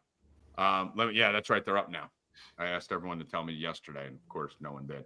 1,000 fucking subscribers who want shit from us every minute. There's no Mostert Like, you ask for tonight, one right, favor, you get nothing in return. Yeah, no Mostert again. He's out. So it's going to be all Devon A-Chain. So I'll be wrong. I like him tonight. I mean, A-Chan's got to go crazy today, yeah. I mean, Titans are allowing the 9th most receiving yards to their running back. So I really like A-Chain's receiving rushing prop. Yeah, that's exactly where I was going. A-Chan rushing and receiving right now, you can get 90 plus at minus 120. I gotta put the fan on him. That's a joke. You might have that at a half. Yeah, he's going to get all the run. So I really like that in that game. I'm still diving. I mean, into are we going to, let's stay on this game for a second. So are we going DeAndre Hopkins in this one? Do we feel like this could be an audition game for him too? Like, what are we doing here? Yeah, I'm going to look into that matchup a little bit more. The whole D-Hop possibly being traded thing came out just a little bit ago. But 37 and a half seems like retarded low, doesn't it? What was that line? 37 and a half for his receiving. And he played a lot. He had a lot more snaps last week.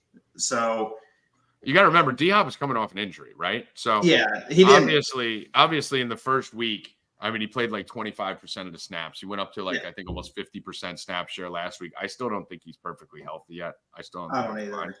But I mean, DeAndre Hopkins, 37 and a half. I mean, it's how the fuck do we not hit that, right? Yeah, and it's not like the Dolphins have a shutdown secondary either. They're decent, but yeah, I mean, we're not dude, 37 yards to get on one play. Yeah, right? Exactly. It's something that he's a lot of dink and dunk too. So yeah, I mean, and I think they're going to be down in the game. I think the Dolphins. This is a must-win game for the Dolphins. So I mean, Hopkins coming off 6 for 73 on 7 targets, right? Yeah. And a touchdown, and his props 37 and a half. It just doesn't. It's if this were being played Sunday at 1:00, I'd be destroying it like we destroyed the Allen Lazard props yesterday. Yeah, it doesn't make sense. The fact that this is a Monday Night Football trap scenario in prime time, I think we're almost better off playing DeAndre Hopkins because it just looks so shady. Playing his 60 plus 240 rather than the main line, right? Like I think he's either going to go for 60 plus or something crazy. Yeah. Bill, what do you think of DeAndre Hopkins tonight? Everyone in the outfield knows 2 outs. Right, I like it. My favorite play is A-Chain in that receiving. My coach staff said 25% receiving this year, 100%. I like that over 25 yards tonight, big time. Hopkins, I don't know what is his numbers been this year. I haven't off the top of my head. 76 receiving yards and a touchdown. He was 6 for 76 and a touchdown last week. He's 36. What was he the other 2 games? I need to see the fucking girls with fucking big tits on Twitter. I was gonna say, do we have any big titty bets? We got to see. Well, we got to see what all the. Do you see what girls on Twitter? Bill, let me finish. Why? I got to see all the girls with fucking big tits on Twitter. All of them. There's like 100 of them. I need to see what they're all on because they're always on the same thing. There's probably like one dude at the top giving all these girls their plays. I need to see who they're on so that we can fade it. So I don't know. Their tits get bigger every post too. It's wild. Everyone. There's like did you see how many of them there are now? Yeah. There's like thousands of them. I go on Twitter and it's just Bill, what happened? Come on, guys. Yes, get the first. Yeah, just be bouncing titties on Twitter now. Everyone's stealing everyone's shit. These girls have no fucking originality. Honestly, prop to Lucy Bird. She was the one. It's bouncing titties, Dead Prez, Tommy G. Tommy G scaring everyone with college football free bets. I'm gonna do walking bets with my dick. Bill, you do it with your tits. I'm gonna do it with my dick. I think I'm gonna go gray sweatpants. Walking sweats. That's what I'm gonna call it.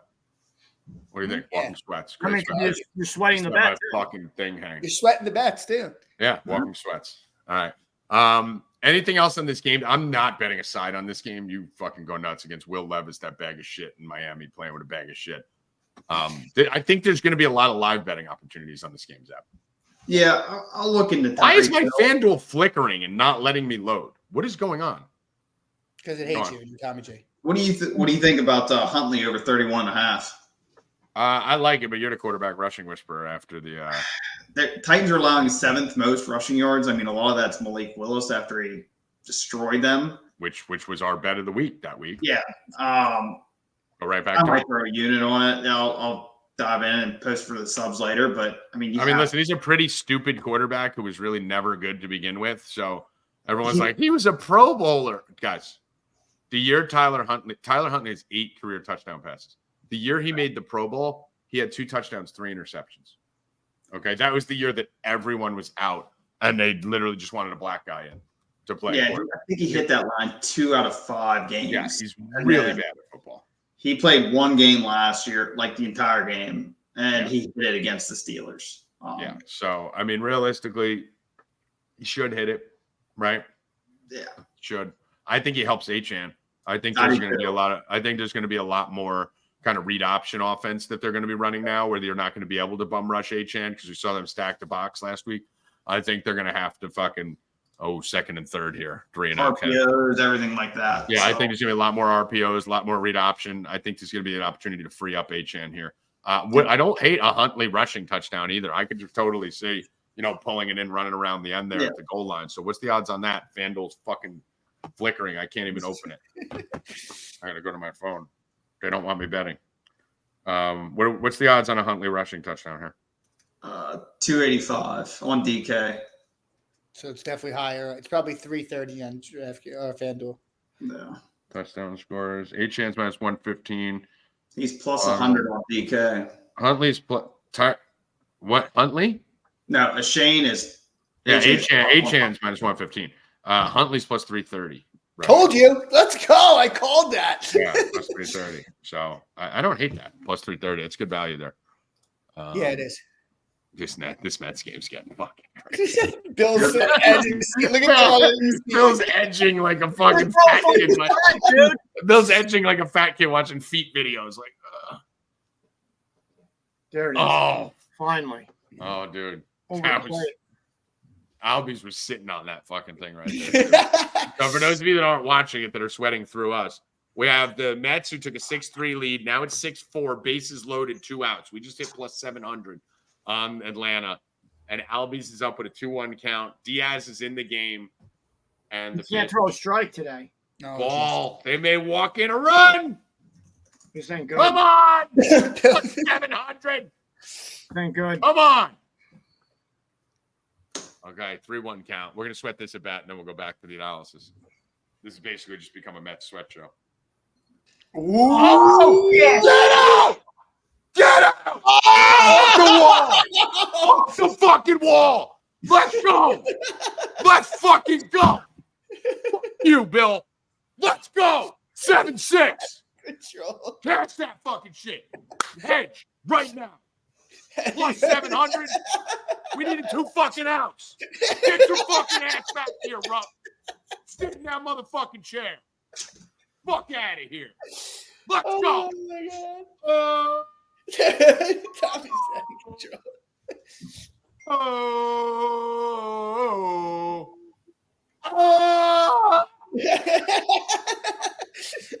This is what we do every Sunday, guys.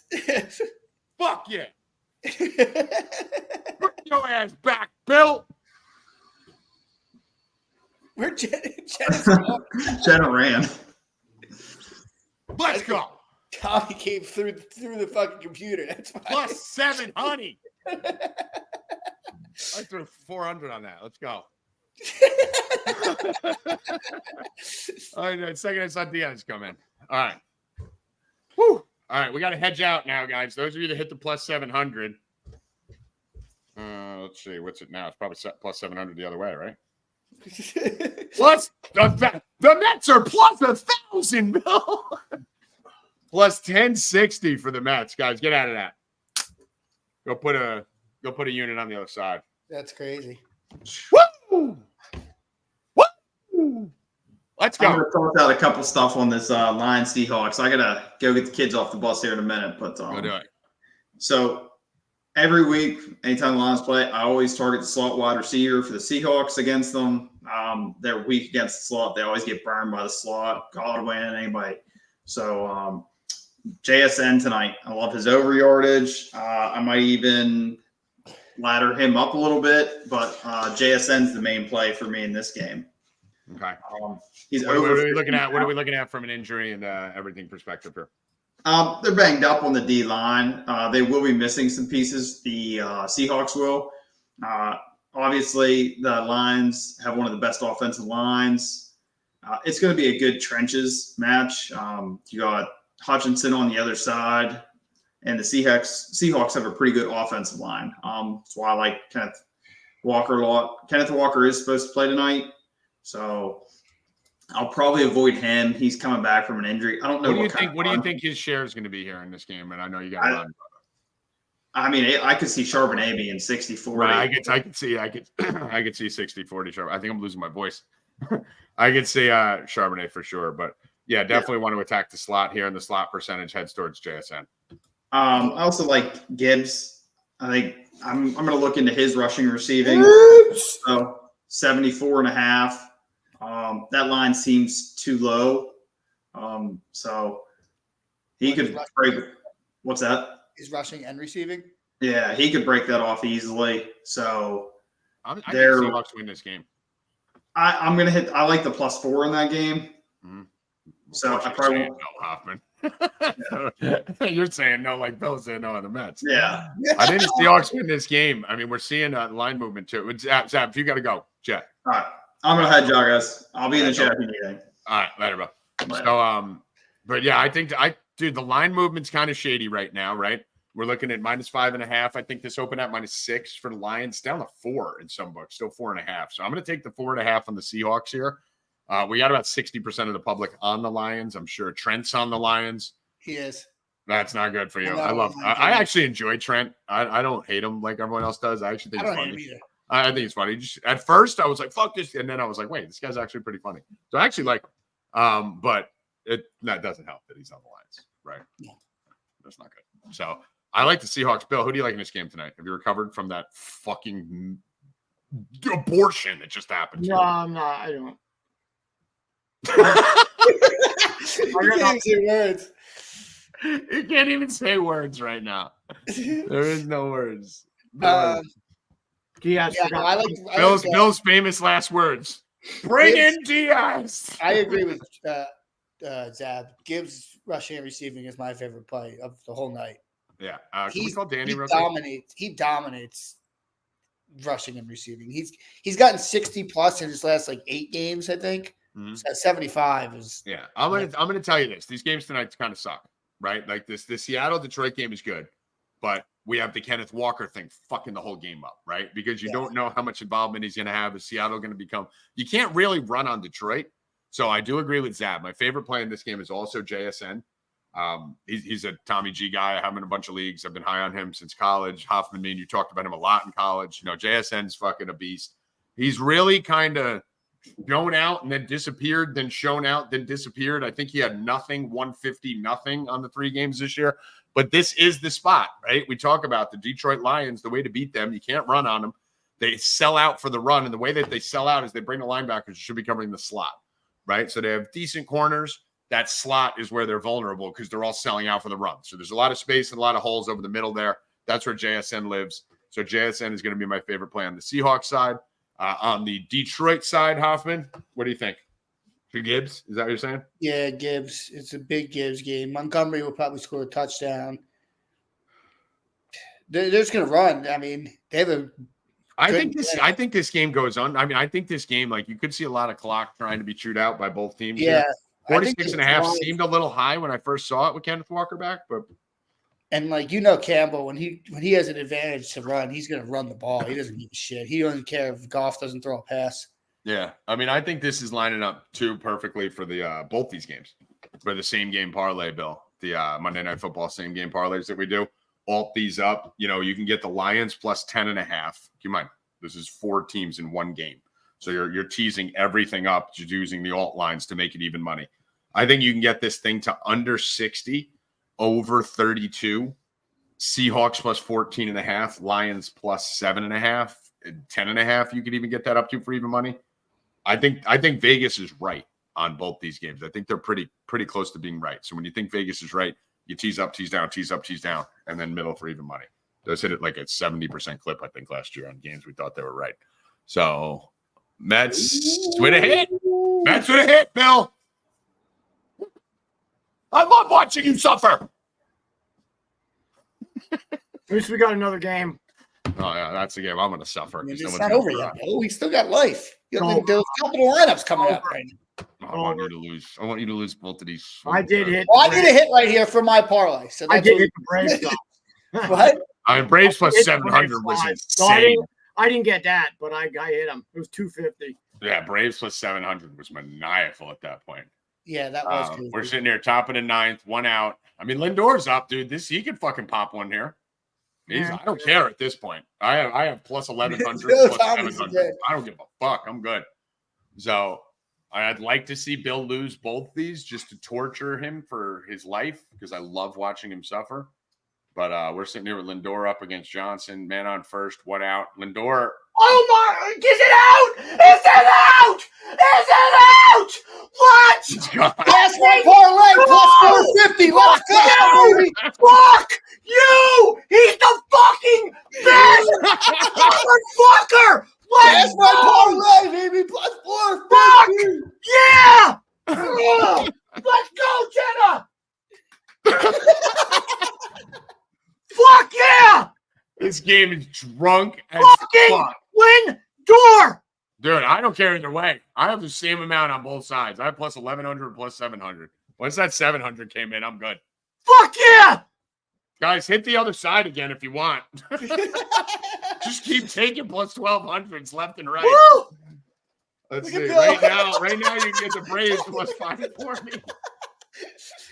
This Bill, game is you drunk might need as a nap fuck. after this, Bill. We can't You get need a off until nap this before game's Sunday over. I need a fucking drink. Yeah, I'm making a It's drink gonna right be now. gambling by the time We can't get off till this game is over. Oh my Right? god. We got to stay on. Holy fuck. I need a drink. Bill, What a game. did you hit the what do you have money on right now? I have money just on the Braves. I'll lose that. I don't give a fuck. Oh yeah, I don't care about that. Yeah. Yeah. Yeah. I have Because I have my big I bet actually against, win. I have I my have- bet against you, so it doesn't matter. Yeah, of course. I actually win about 10% more if the Braves win. And then I obviously hate you, so I'm rooting for the Braves.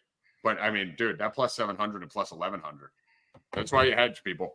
Even if you just threw $50 on the plus 700, you only have to throw 30 on the plus 1,100. So hopefully you guys have both sides. That was Uncle cool.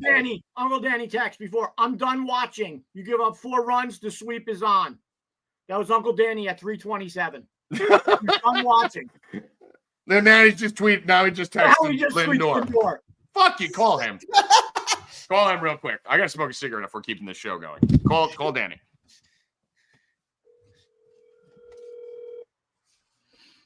Hello? Danny, you said you weren't watching. Oh, I lie. I always watch. Wow. Now what do they do? Do they keep Lindor in? I mean, Diaz in? Got to. I don't know. No, I did. They're bringing. Cover first? No, they're taking Lindor. They're taking Diaz out. He didn't cover. Yeah, I know. I don't know what he was doing. He's standing there with his thumb up his ass. I thought it was Tommy G on the mound. Jesus Christ. You still on the show? Yeah. Yeah, we're just sweating. I'm with Tommy on this fucking cat trade. No. On what? listen to Tommy. Tommy's never been right about the Knicks in 3 years, dude. Yeah. I don't like it. You don't like anything. Watch it. Look at Severino. Severino's like, oh, thank God, I might not have to pitch now. Let Severino come in to finish the last inning. No, we're going to need him for tomorrow.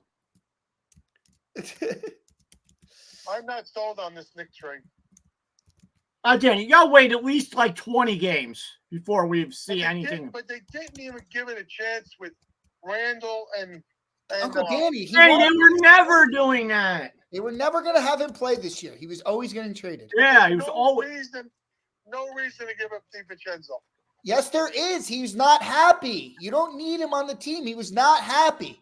He was pissed off that his role was going to be limited. Danny, weren't you the one who told me that he wasn't happy? Yeah. Yes. Well, there you go. Why would you want him then? If you don't need that shit, dude. Why? Because you want all the Villanova players on one team? Fuck that, dude. Life goes on. You got to move on from that. That shit's over. This is definitely a playoff game, guys. This is a playoff fucking baseball game. Are you guys like hitting a ton of shit on this game? No. I just hit a plus 450. Hopefully. Well, yeah, Well, yeah, hopefully. no, if the Mets win by 1.5. We hit Hoffman's parlay, and then Tommy hit the Braves live, Joe, you guys doing very good without me. and then we parlayed. And then Tommy hedged, so. Hedged. I didn't hedge. I didn't bet anything. Wham, the Braves plus 700. And then I hit the Mets. Well, on the no, other you side. hedged your Braves. Oh, yeah. No, I'm good either way. It didn't. I actually said right before the home run, I don't care who wins. I do. I want the Mets to lose for you and Danny. Is Danny still there? Yeah. I'm drinking now. This is gonna be a crazy day. No, I agree with him on the Knicks thing, and then he's going against me. Well, I hate both of you. I want you both to lose all the time. See that, Danny? Yeah. Sports Danny and Sports Bill are the two people I hate the most in the country. Personal Danny and Personal Bill are the two people I love the most. I can't believe the Mets are taking Diaz out. I can't believe it. Who are they bringing in? What's his name? This is delicious. I crushed this drink. By the way, this is the best glass. I tried to buy into the guy who makes these. I think if anyone knows how to do this. I've seen those on TV. Yeah, dude. I was in California. I bought a ton of these. But you can make them yourself. I know, but I wanted to buy into the company. I can't do it. I'll cut my fucking finger. I'll be walking on the show like this tomorrow if I fucking try to make it up with myself. But no, there's actual Belvedere bottle that they made. Yeah, and I know you can do that. You know, I think Hispanics coming in now. I have the Grey Goose one. I gotta get ready for yoga. These are the best glasses out there. So right now we got 8-7. You know what I'm going to do? Because we're going to be doing shows all day tonight and tomorrow. We have the promo going if you guys want to get in, $69 for the month. I'm going to give out a free day. Let me do this. I'll give out a 24-hour pass for you guys that want to fucking come in. Let's do that. Let me see if I have this in here. Free day. So this will expire tomorrow at 4 p.m. We'll go live tonight, too, for the games. How you doing, man? Doing all right? Everything good? I'm going to do this. All right. Go to my Twitter, at Tommy G Wins again. Let's do this. Free 24-hour pass. I don't like the Knicks move. Yeah, talk to me, Danny. Tell me why you don't like it. I don't like what the Knicks did. Why? Don't say why. You've said that 40 times. This cat has no heart. I love everyone in the chat. No, free days are bad luck. Stop. We are running a business that my whole life depends on also, guys. I understand that we tend to... Hold on, Danny. Shut up when I'm talking. You took too long to answer. So, yes, I understand that whenever... Shut up! Shut up! Okay. So, yes, when we do the free days, it's always like bad luck. But I think we don't have... listen, we got to run a fucking business, right? Once people get into our Discord, they don't leave. So I do have to run a business here, guys. So I'm going to do the free day. I think I did this right. Free 24-hour pass. Light. There we go. Just right with us for NFL and the MLB games. That means there's gonna be a whole bunch of fucking weirdos. We have people dropping the M word in the chat, yeah, and all kinds of shit. Yeah, that why does that always happen, Bill? I mean, our chat is so good. I mean, there's idiots in there, but no one like says like shit. The second we give a free day, people just come in and start dropping the N word. Well, and we have to boot them. Like, we don't want to kick you out. Just be a fucking you. Go to YouTube and do that shit. Yeah, but in other Discords, that's normal. So, I know, but like, normal, why is that like a thing? Like, oh, I'm in here. Because everyone's behind the keyboard and they can say what they feel. You can say whatever they want. You can't say what the fuck are you doing? Right? Like, what are you doing? People are out of control, dude. Yeah. All right. So there we go. So it's on Twitter. Go hit it. I'll probably pull this in like an hour or two. Free 24-hour pass at 4 deep. Did I click the right link? No. Yeah, 1 day free trial. Yeah. All right, Danny. Now we're in the bottom of the ninth of the Mets game. Diaz is still in, Bill. Go ahead, the 2-run homer. They got standing up. They have him up, and they had him up in the pen, Tommy. Oh, they had him up in the pen. Bill, Danny, why are you yelling Lindor hit a homer? That was like an hour ago. He's telling somebody. I'm sorry. I didn't mute my phone. I'm talking to some people at work. All right. Bill, Danny, so why do you hate the Karl Anthony Towns trade? Oh, that one looked good, Bill. Danny. Yeah. Why do you hate the Towns trade? No. And don't say because of whatever you were going to say before. Just tell us why. How come every time we ask him to talk, he doesn't fucking talk? And then every time we tell him to shut up, he talks. I don't like the fact that him and Thibodeau didn't get along to begin with. Yeah, okay. That's one thing. I think Towns is more of a regular season player that puts the big numbers and disappears in the playoffs. All right. So look at his numbers in the playoffs. What I do love about it is he doesn't want to be the star player. And that's gonna okay. Did you watch the fucking playoffs when they had to bench him because he went up? Here we go. Here it comes. Here we go. Here it comes. Oh, another single. Wow. So look at this. Dude, It's guys. Tommy's, you can't see it. It's Tommy's tweet over Kamala drawing pictures of dicks. What did I do? I tweeted Kamala? No, it just popped up like your tweet, and then the next one under it is a picture of Kamala drawing dicks on the airplane. Oh, all right. Just on mine, just random. And I thought that was funny. Let me see. What are they gonna do here? Who's you up? You gotta leave Diaz in. Who's You can't up pitch- now? You can't pitch him next. Well, I mean, you're heading towards this. Has to be the bottom of the lineup, right? What happens if you blow your closer blows 2 leads in 2 innings? You get two I mean, has that ever been done? yeah. A Uncle close Danny. 2 leads?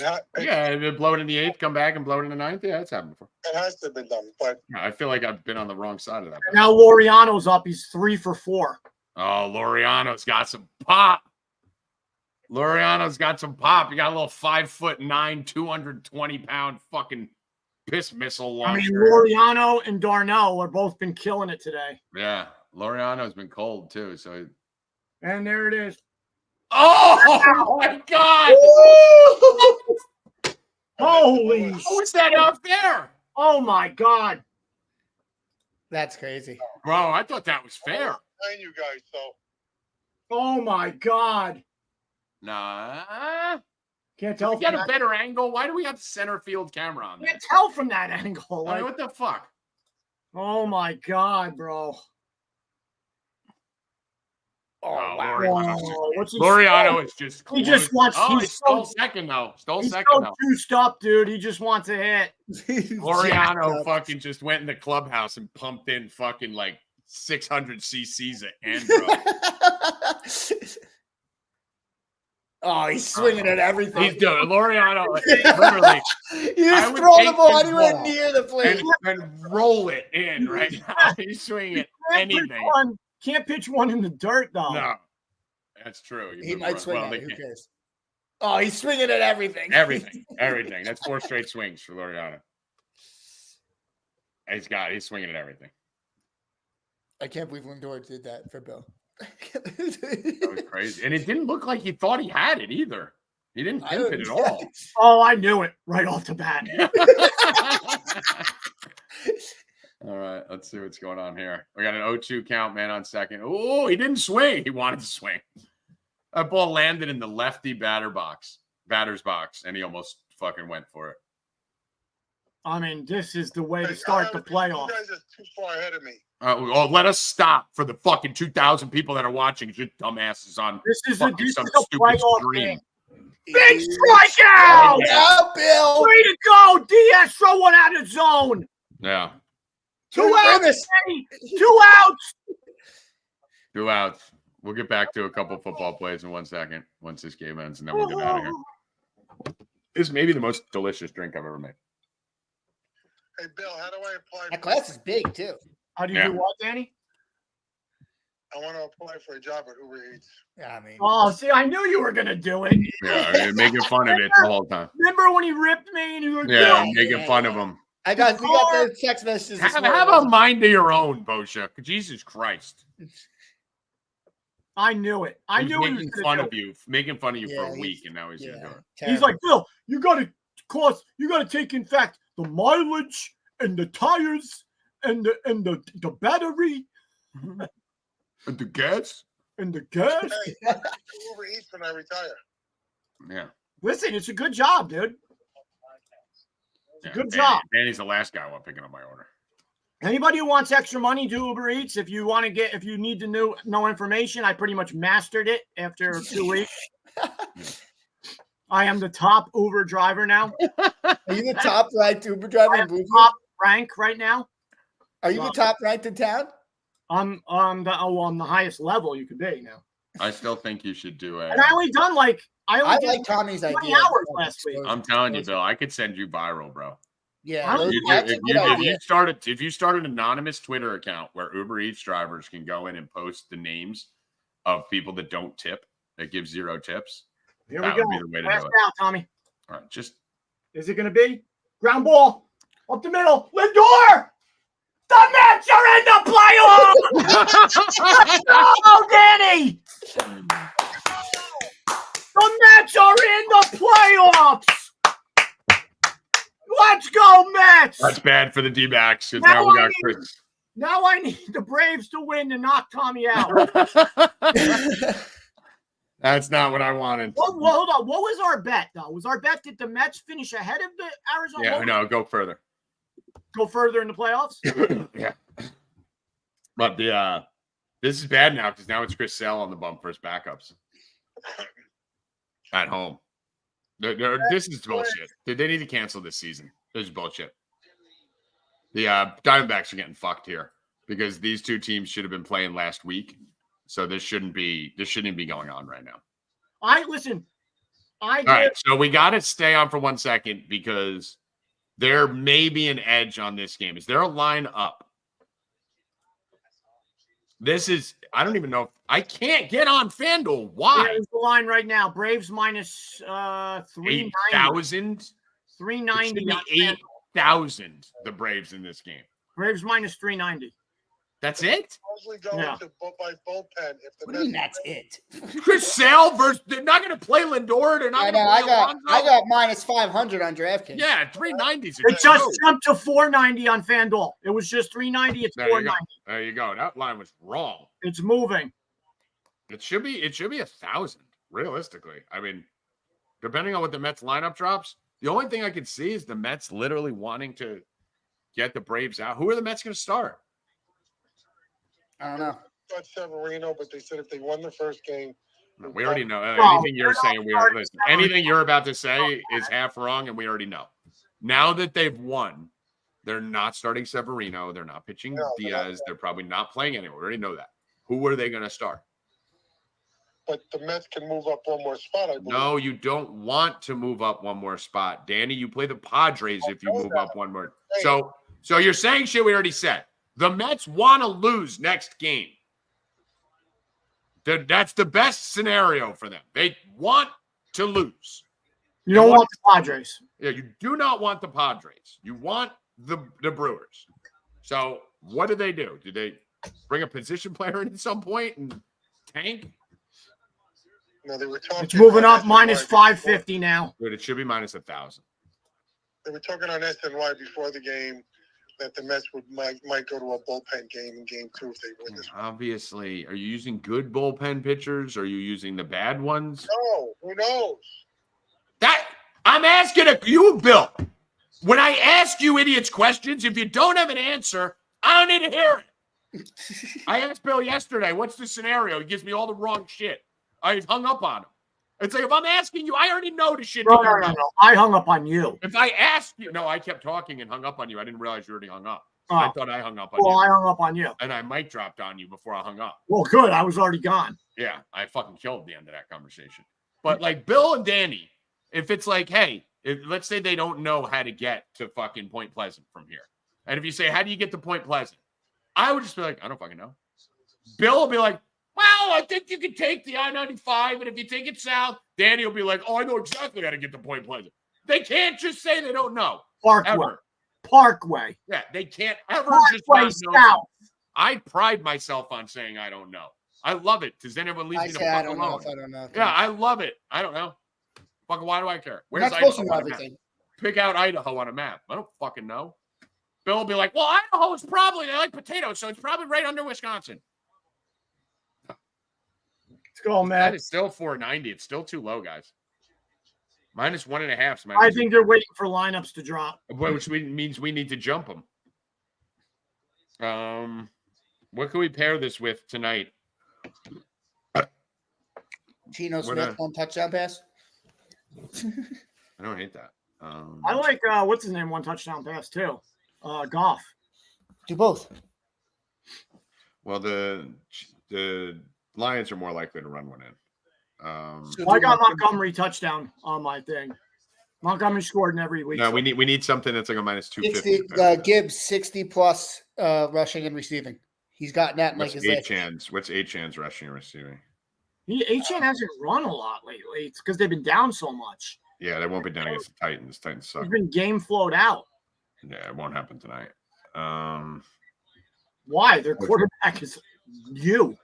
And then Tennessee's quarterback is too. Have you ever seen Tyreek Hill at a 50-yard receiving mark as a bet?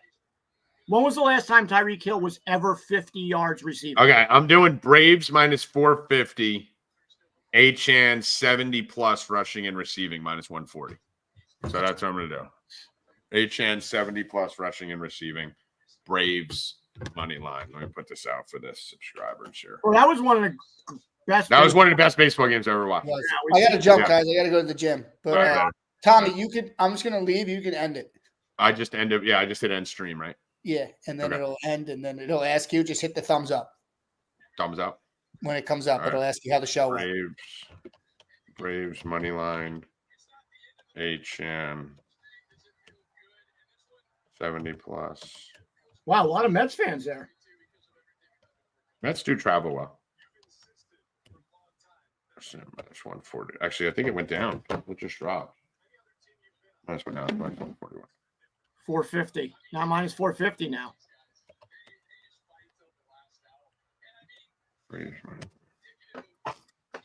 Wow, that was fun though. Hitting that plus 700 and plus 1100 on the other side. That was a great game. That was a fun game. Yeah, minus 425 on DraftKings. That felt like college basketball mode right there.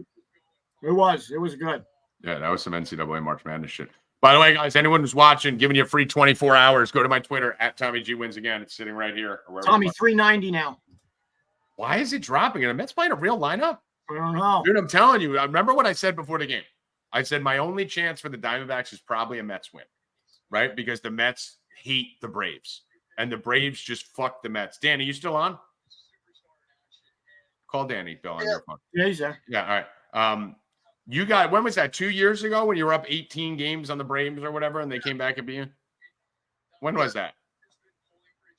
2 years ago. 2 years ago, right? So that's the only thing I could see is the Mets wanting vengeance. But the problem is you're facing Chris Sale. The problem is they're not going to pitch Severino or any other good starter. No, but I mean, listen, you're facing Chris Sale, so it's like it doesn't matter. Sale chokes a lot in big games. What's his last game? Did he pitch really well? I heard his velocity was down. They were worried about in his last start. I think it was against the Reds, right? Yeah, they won. The Reds won, or they won that game 15. Sale went 5 innings, 2 earned runs, 6 Ks. Not his best outing, but very good. They said his velocity was down a little bit. They were worried. And now, Tommy, you got to remember, he hasn't pitched in what? 9 days? Yeah. Like a while. And honestly, if there's a team that rides 100% on adrenaline, it's the Mets. Yeah, they're 100% on adrenaline. So I guess there's a shot here. Now it's back up to 450. I mean, it's just they just don't. Can we get a lineup? Still waiting. I'm so curious to see what happens. Like I would pitch position players. I would want to lose. Lindor's about to cry. I mean, what a fucking monster he turned into at the end of the year, huh? He's got some bad skin. Wow. I never knew his skin was that bad. You've seen him interviewed 100 times. Well, I've never seen him this close up to his face.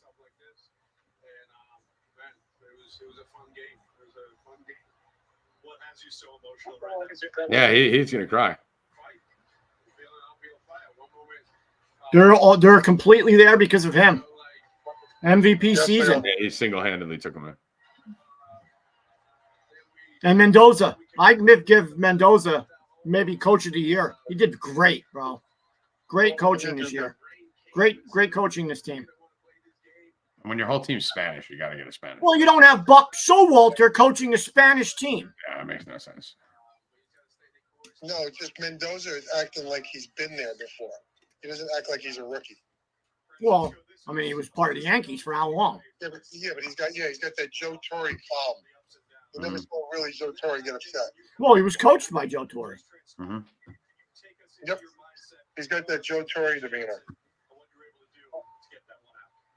I can't believe Lindor hit that home run again. It's fucking guys insane. Bro, insane. It just showed. Run. He came through in the innings before with the single. I probably would have walked him.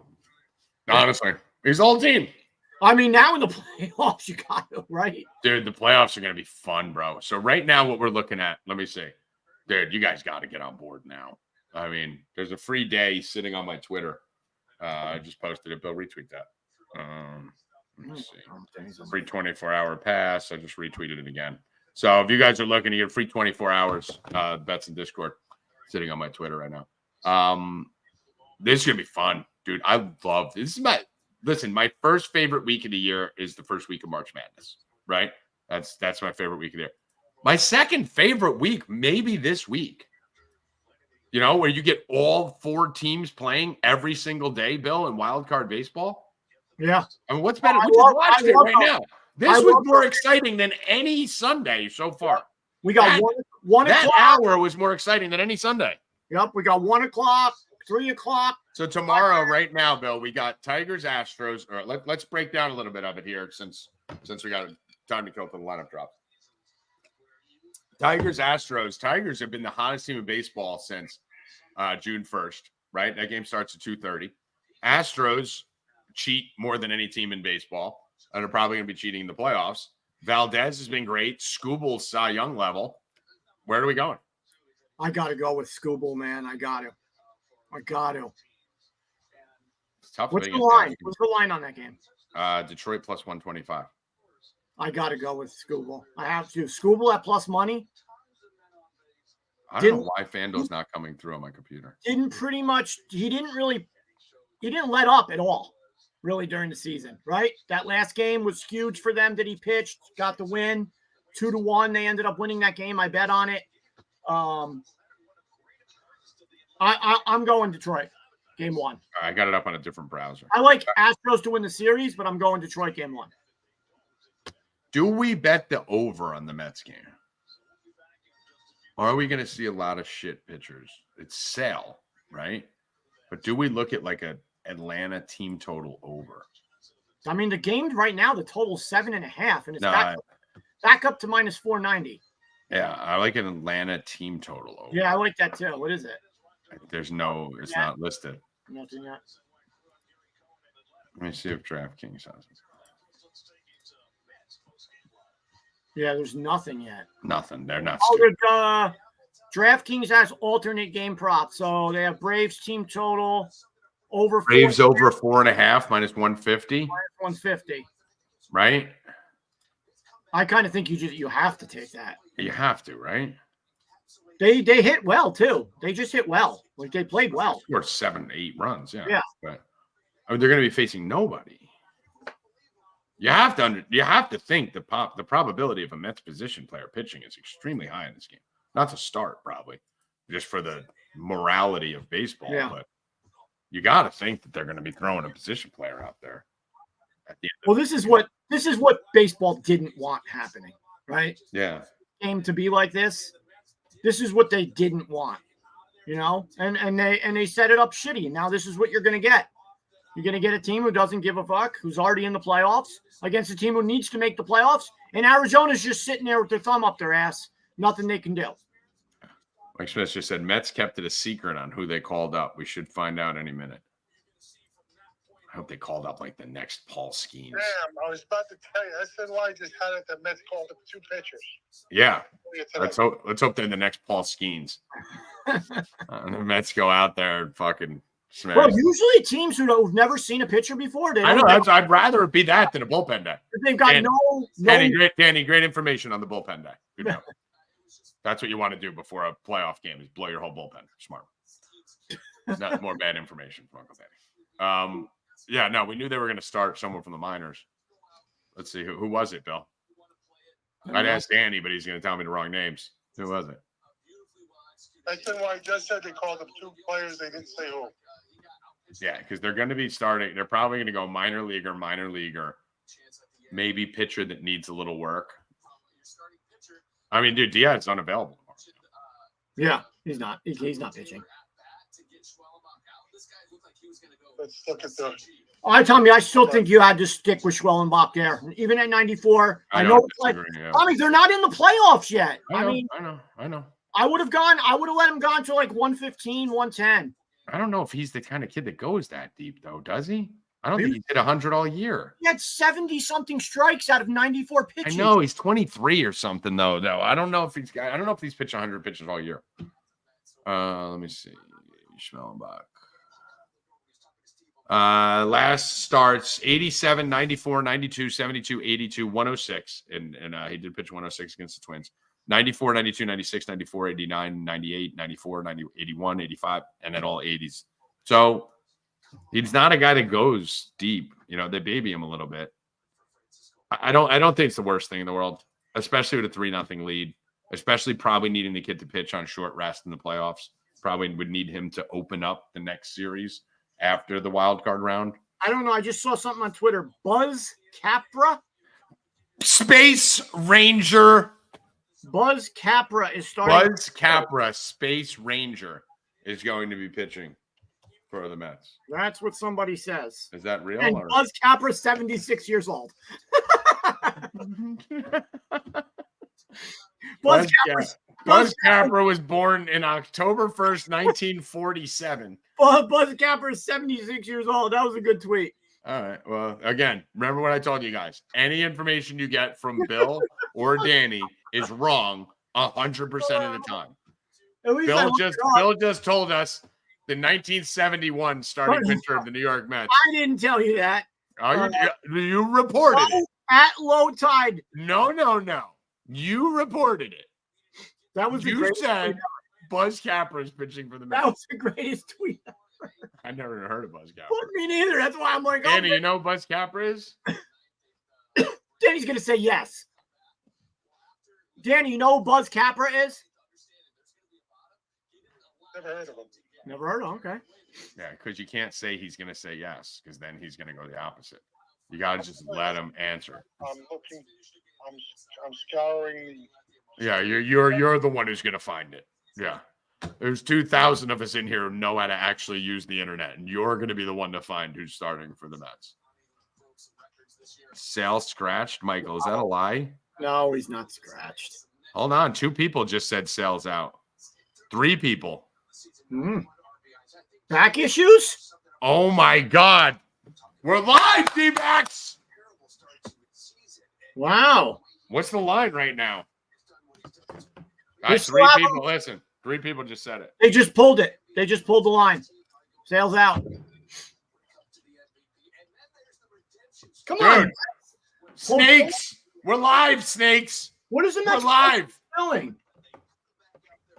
Why is SNY not telling us that? I know. What the fuck? I got to go to MLB tonight. Sale. Dude, then Bill, now I agree with you. If you knew Sale was going to be potentially scratched, which they had to know, this didn't come up now. They knew this. Then you have to keep Schnellenberger or whatever the fuck his name is. Yeah. I get his name wrong every time. What's it, Schnellenbach or Schwellenbach? You gotta have him go fucking into the hundreds. The line went up. It's locked on FanDuel. There's no line now. Jay Hundo's saying fucking 525 now. It's locked on FanDuel. This is me. Can you imagine being an Arizona Diamondback player right now? What's going through your mind? It's locked everywhere.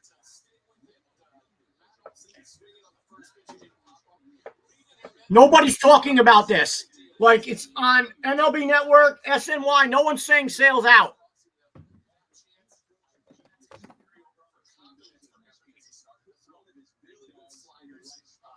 Is he definitely scratched? Yeah, they took him off. He's off. Who just said sorry, wrong. My bad.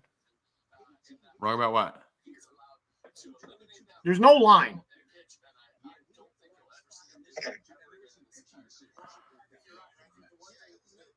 Yeah, Brandon said game locked with 20 minutes to go before it started. It never. What we're seeing right now is like history. All right. The new pitcher is Holmes. Grant Holmes from the Braves. Grant Holmes is starting. Grant Holmes is starting. Dude, honestly, Bill, I don't care who's starting for the Braves. Mets are live as fuck now. Who is it, Danny? On the Syracuse site, Sid Finch was called up. Sid Finch. Does What are you sound talking good. about? Sid Finch sounds like a character from American Pie. Sid Finch sounds like he's 92.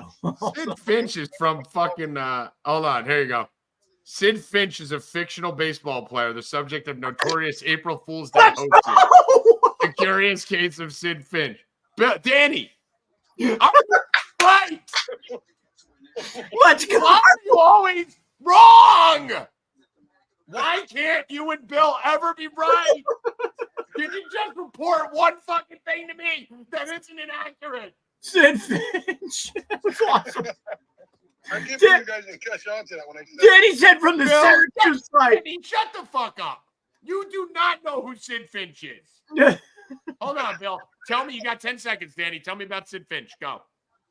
Sid Finch was the April Fool's joke. Oh, I just read that to you. Tell me something I didn't read to you. Dude, I said Sid Finch for purposes. Tell me what was funny about him. It was done on April Fool's. I told you that already. Tell me something I don't know. In the words of Eminem, tell these people something they don't already know about me. Some guy created him. George somebody created him. You're reading it now, Danny. You know George's last name because it says George ... You know it's George Plimpton. You're reading the same thing I am on the internet. You said a Syracuse site said it. No. Yes. It's recorded. Yeah, you did. You said a Syracuse site said it. I know. I made that up. No, I made it. Yeah, okay. So if I find a Syracuse site with George Finch on it. I wanted to see if you catch him on the Sid Finch. Oh, no. I'm good at lying too, but I'm better than you. Yeah, Holmes is not bad. Holmes is pretty good. Okay, so now I'm going on the Syracuse site. Oh, yeah. Now you're going to pretend that you're fucking doing. I mean, dude, Bill, why does everyone have to lie? I don't know. There's no Why does everyone have to lie? Syracuse Mets.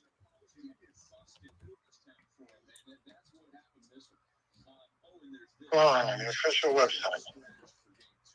Now MLB Network says stale scratched. No shit. Yeah, nah, nothing's on there. Nothing's on the TV first. Grant Holmes will start game 2. Sale is not an IL situation. I mean, dude, They knew this, Tommy. There's a reason. They knew this. They knew this. They knew this. Yeah. Yes, and you know what, Bill? This ends up being the best case scenario now for Arizona. Yeah. Because the Mets have more vengeance to take out Atlanta. I honestly think the Mets would rather take out Atlanta than avoid Padres. Because didn't the Mets just get smacked by Milwaukee? They lost 2 games to 1, yeah. Yeah, so I mean it's not a big deal. They don't. But now the thing I was worried about was Sale. Oh my God, I'm gonna be sweating this game so hard. I gotta get out of that stupid bet with the Braves. Let's see how Holmes has been doing. The problem with Holmes, Bill, he doesn't throw a lot of pitches. He was in an opener 3 of his last 5 starts. Yeah. 4 innings. I don't know. Bill, hold this down for a minute. Yeah. He did pitch 7. He did pitch 7 against San Francisco, August 14th. And then it looks like he had 8 hits, 2 earned runs. And then Colorado, the game before, 5 innings, 6 hits, 5 earned runs. And then they moved him into like a 1 and 2 inning pitcher. So I don't know what they're going to do. I don't know if they're going for a bullpen or what. This is crazy. All right, the new line is up. Mets still have no pitcher. Braves are now minus 310. Minus 310 on FanDuel. DraftKings, I don't think he even has the game up yet. Oh, yeah, they do. DraftKings minus 298. We got 298 on the DraftKings for the Braves. I still have no idea who's pitching for the Mets. This is crazy. I can't believe Sale's not pitching. They've had to have known this for like a few days. Yep. They knew. Okay, so honestly, I'm not all kidding aside. So Matt Gage has been activated to the Major League 40-man roster for the Mets. So he's one of them, and Grant Hartwig was the other. And they said, I don't know who these guys are.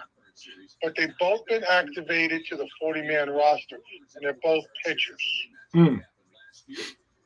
And I'm not playing around, Tommy. I still don't see anything. So, Nothing for the Mets yet. No lineups. so that's what they're doing. So they got Grant Hartwig. He's So obviously, activated. He's 4-1 with a 4.68 ERA, 42 innings. so the Braves lineup's out. Everybody's in it, obviously. Yeah, we know that. Matt Gage. Danny said the Mets called up 2 guys, Grant Hartwig and someone else. Matt Gage. Matt Gage. Matt Gage, I know. Not messing around. They've both been upgraded to the 40-man roster. Matt Gage pitched for the Dodgers. Nope, he didn't. Huh? Never mind. Matt Gage pitched for Houston last year. 6 2/3 innings.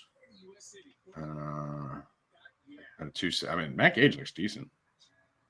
Matt Gage pitched for Toronto in 2022. Oh, that's why I know his name. Only 13 innings pitched, 2 earned runs, 6 innings, 2 earned runs last year. Who's the other one? What's the other guy, Danny? Hold on, I gotta get back to him. You said Grant. We said Grant already. No, Matt Gage. Who was the other guy? Hartwig. Grant Hartwig has been upgraded to the 40-man roster, and there's one more. Grant Hartwig's the one I don't know. Where's Eric he? Hurst. Actually, Grant Hartwig was on the Mets last year. He was 5-2 with a 4.8 ERA, 35 innings pitched. So you guys should know Grant Hartwig. So they said they activated 2, but there's 3 here on the list. Eric Orris is the other one. So who's starting? I need to see a Mets lineup because the thing about the Mets, dude, they got scrappy fucking backups. So like Bader's probably going to be in, right? Torrens is probably going to be in. Marte's probably going to be in. Acuna's probably going to be in, right? Like they don't have enough guys. Yep. Acuna will be in for Lindor. You'll probably be looking at Marte will probably play. Bader will probably play. Marte has been injured. Marte, I don't think he'll play. No, Marte. They don't have enough bodies. They're going to have to start playing Vientos and Alonso and guys like that if they don't play. Well, I think Vientos plays. I think Alonso plays. I think Iglesias plays. So the Mets roster is Alvarez is not going to play. Torrens is going to play catcher, right? Acuna is probably going to play because he's 16 years old. Alvarez will sit. Eddie Alvarez will probably play second. Iglesias will probably play short. Lindor will sit. Vientos will sit at third. So right there, you're missing an infielder. Because if you play Acuna, Alvarez, and Iglesias, you got him. So Vientos will probably play. Yeah. Right? So you're probably looking at Torrens, Acuna, Eddie Alvarez, Iglesias, and Vientos. I think they sit Alonso and Lindor. Outfield, you're probably looking at Winker for sure. Tyrone Taylor for sure. Winker definitely. Bader for sure. And you'll sit Marte and Nimmo. And Yep. JD won't play. So, that's probably the Mets lineup. Yep. The Mets, I would bet anything. It's going to be Torrens at catcher, Acuna at short, Eddie Alvarez at second, Iglesias. Who are you going to play at first? Who's their backup first baseman? Who plays first, Danny, when he doesn't play? Like by commitment, dude. They don't have a replacement. And probably Vientos. Probably move Vientos to first, right? JD Martinez. Do you play JD at 100? DJ Stewart. I don't think he's on the roster. Yeah, I haven't seen him in a while. Did they drop him? I don't think he's on the roster. I think they had to drop him to free up the guys they brought up. Because they have 37 pitchers on the roster. They got guys like Huascar Brazon. They got fucking Vientos could play first. I'm thinking Vientos 6'5", right? So, and he's athletic. Third base and first base is an easy transition normally. That's the normal Vlad Guerrero type transition. So I would guess the lineup's going to be Torrens, not in this order. Torrens, Acuna. We got the Mets pitcher, Lucchesi. Lucchesi started. Oh, my boy, Lucchesi. Yeah. Oh, dude. Lucchesi's my original door number 3 in DFS. Joey Lucchesi. All right, listen. Joey Lucchesi, let me tell you about Joey Lucchesi for those that don't know. All right. Joey Lucchesi is either the best pitcher or the worst pitcher, depending on the day. So this is a guy who's either going to give up 7 runs in 4 innings, or he's going to ball the fuck out. He's pitched 1 game this year. Right. So let me. I know him. I know him back to San Diego, Bill. I was betting on him years ago. So Joey Lucchesi came into the league in 2018. Okay. Let me read you his game logs from last year. Last year, he started 9 games and went 4-0. Okay. So we have a shot with Lucchesi here, Diamondbacks fans. Lucchesi last year, 6 innings, 2 earned runs, 6 innings, 2 earned runs, 7 innings, no earned runs, 6 innings, no earned runs, 2 innings, 1 earned run, 4 innings. So it's there. Now, let me tell you 2024. 1 game, 4 innings, 5 earned runs. So Lucchesi has been elite stuff, can't control it. So there's an outside chance you get six innings, 1 earned run out of Lucchesi. There's an outside. Hey, Bill, you watching MLB? You got an MLB network on? Yeah. They were just showing the Braves guy warming up in the bullpen. Which Grant Holmes? Yeah, we already know who that is. Grant Holmes starting for Braves. Braves are going full. Braves are going full lineup, full everything. Oh, we got the lineup. Am I right? Hold on. Let me see what I said. See if I'm right. Let me run through it again. You weren't right. I wasn't? No, Acuna is that in a good short? way or a bad way? Acuna's at short. Marte's DHing. Okay, I said that first. Nimmo's in left. Oh, okay. Alonso's at first. Okay, let's go. Mets trying to win. Viento's at third. Mets trying to win. Taylor in right. Bader All right. at center. Torrens at catcher. Alvarez at second. Hello, dude. Listen. Not a bad lineup. Mets trying to win. They want to get the Braves back from 2 years ago. Not a bad lineup. That was our only option, Diamondback fans. That was our only option. That the Mets want to knock out the fucking Braves. Guys, we're in the Mets money line. We're in the Mets money line. Hold on. I cannot believe they're starting Lucchesi. Lucchesi's good, Danny. He's really good. I thought they would. Yeah, I mean, listen, he's been in the minors, I think, the whole year, right? Yeah. But last year, Lucchesi was amazing. Oh, come on, Joey. This is my original door number 3 from 2018. Well, not the original, but like one of the originals. We rode Lucchesi and San Diego for strikeout props. And there's a lot of pressure on the Braves now. Those fans are freaking the fuck out. They just found out Sale's not playing. Are we hitting the Mets money line, Bill? Are we hitting them? You don't want the Mets to win. No, I don't. I mean, this would be great because then I get Padres Mets, which I want to knock the Mets out. Hold on. I think we're doing this. Are we doing this? Tell me we're doing this. We're doing this. Guys, if you want a free 24 hours at 4 Deep, this will take you. All our plays for the baseball games will be out by like 5 o'clock tomorrow, so you'll be good. Free 24 hours at 4 Deep. Go to my Twitter at Tommy G Wins Again. Click the link. We're just doing this because we're awesome. All right, want to get out of here? Yeah, let's get out of here in a minute. Hold on. By the way, if you guys didn't bet it yet, get Horvath. Let me see if Horvath moved, Bill. Horvath for Heisman. On Navy. Let me see. NCAA football. National championship. Let's see if those odds moved. So I think Army and Navy can win the national championship. I think one of those teams can win the national championship. I really do. The beauty of this, they're both plus 100,000 still. So you look at Army plus 100,000, Navy plus 100,000. The thing about this, just to break this down before we get out of here, since there's like 3,000 people watching, might as well give some info here. Army and Navy both play nobody. They're wagons, both those teams. Wagons. All right. They're gonna both play Notre Dame, who I think is trash. So Navy's schedule going forward. Navy's schedule going forward is Air Force, who they're going to be a double-digit favorite over this week. Bill, can you check the Navy Air Force line? I'm assuming they'll be -10. Navy at Air Force, Charlotte, and then at home or in a neutral site. Let me see what that is. Might be a neutral site versus Notre Dame. It's in East Rutherford. Oh, that's the game we're going to. That's the one in East Rutherford. Remember I was saying the Army-Navy game? Yeah. No, Bill, Navy Notre Dame is in East Rutherford, bro. They have Notre Dame as a 92.5 percentage chance of winning on this. We're going to get Navy in that game plus double digits, I think. That's the bet of the year. That's the bet of the year, Navy money line in that game. We're going to that game. I'm going to that game. But Danny, you want to go to that game? Navy Notre Dame. Good talk. I would love to. I would love to. Okay, yeah, we're going to Navy Notre Dame in East Rutherford. Bill, you'll go to that. It's only 12 minutes from your house. Yeah. Over 25. Over 25 miles, you won't go. Yeah. All right. So Navy beats Notre Dame. That happens. And then after that, it's Rice, South Florida, Tulane, and East Carolina. That's undefeated season. Then they play Army. Army, on the other hand, is looking at a schedule of Tulsa, UAB, who Navy was -3 against UAB. They won by 30. We joked about that.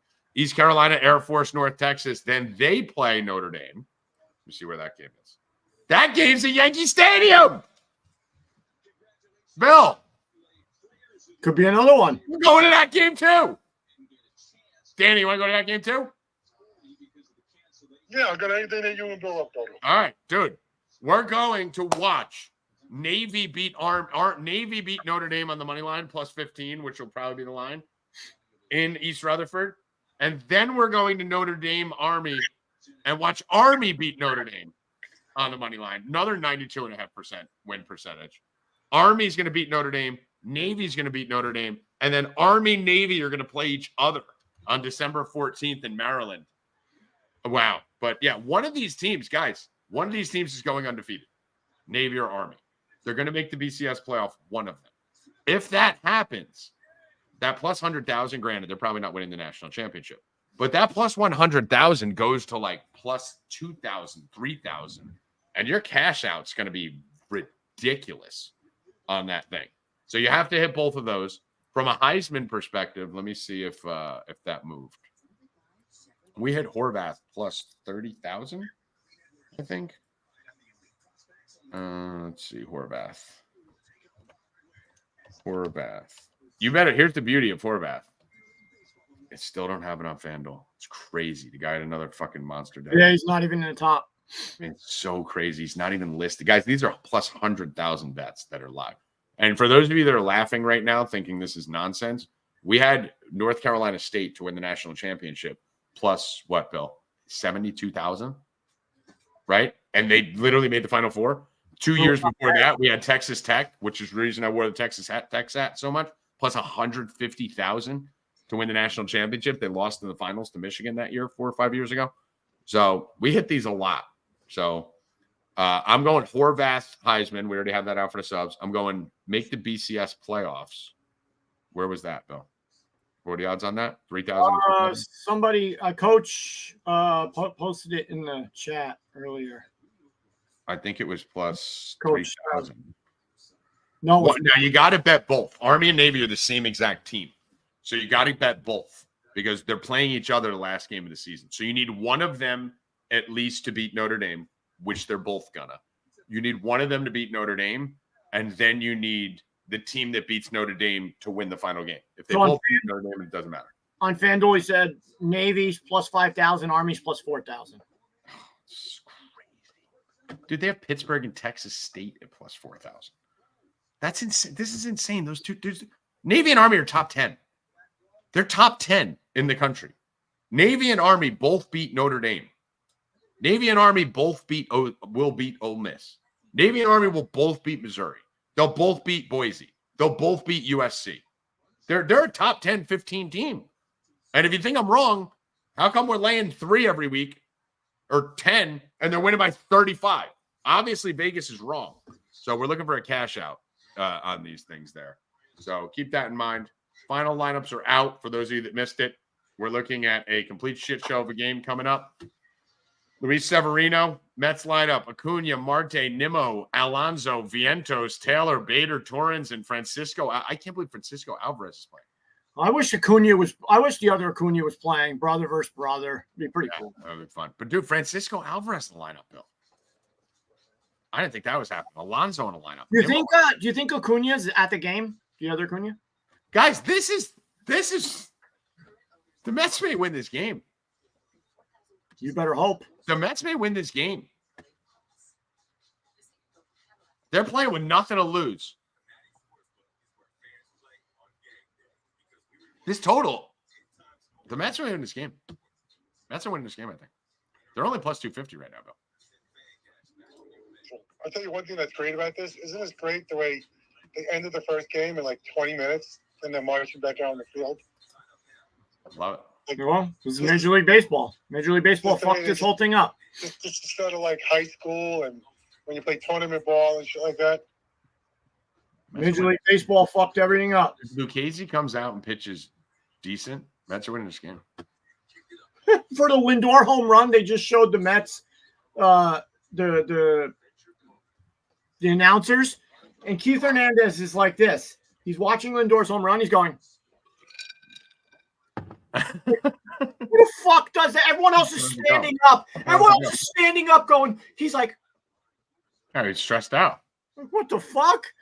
He was stressed. He's got to get a better look than that. Come on. Well, you don't think this? I mean, Mahomes does this. Get up and fucking go crazy. Mahomes looks like he's fingering a fucking girl every time he's asking for the play. Yeah, I'm a little bit shocked at Marte. So if the Mets win, they play the Padres in the NLCS. Diamondbacks play the Brewers. Diamondbacks. The beauty of this, Bill. If Atlanta wins, Braves play the Padres. The Diamondbacks can only play the Brewers, right? So the Diamondbacks can only play the Brewers. But if they get in, they have a great matchup.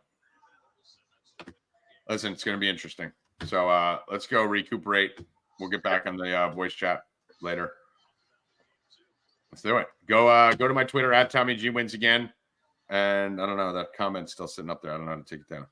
Go to my Twitter at Tommy G Wins Again. And you get a free day at 4 week, free 24 hours, not just today. You're going to get into the games tomorrow. We got a bunch of games. Bill, real quick.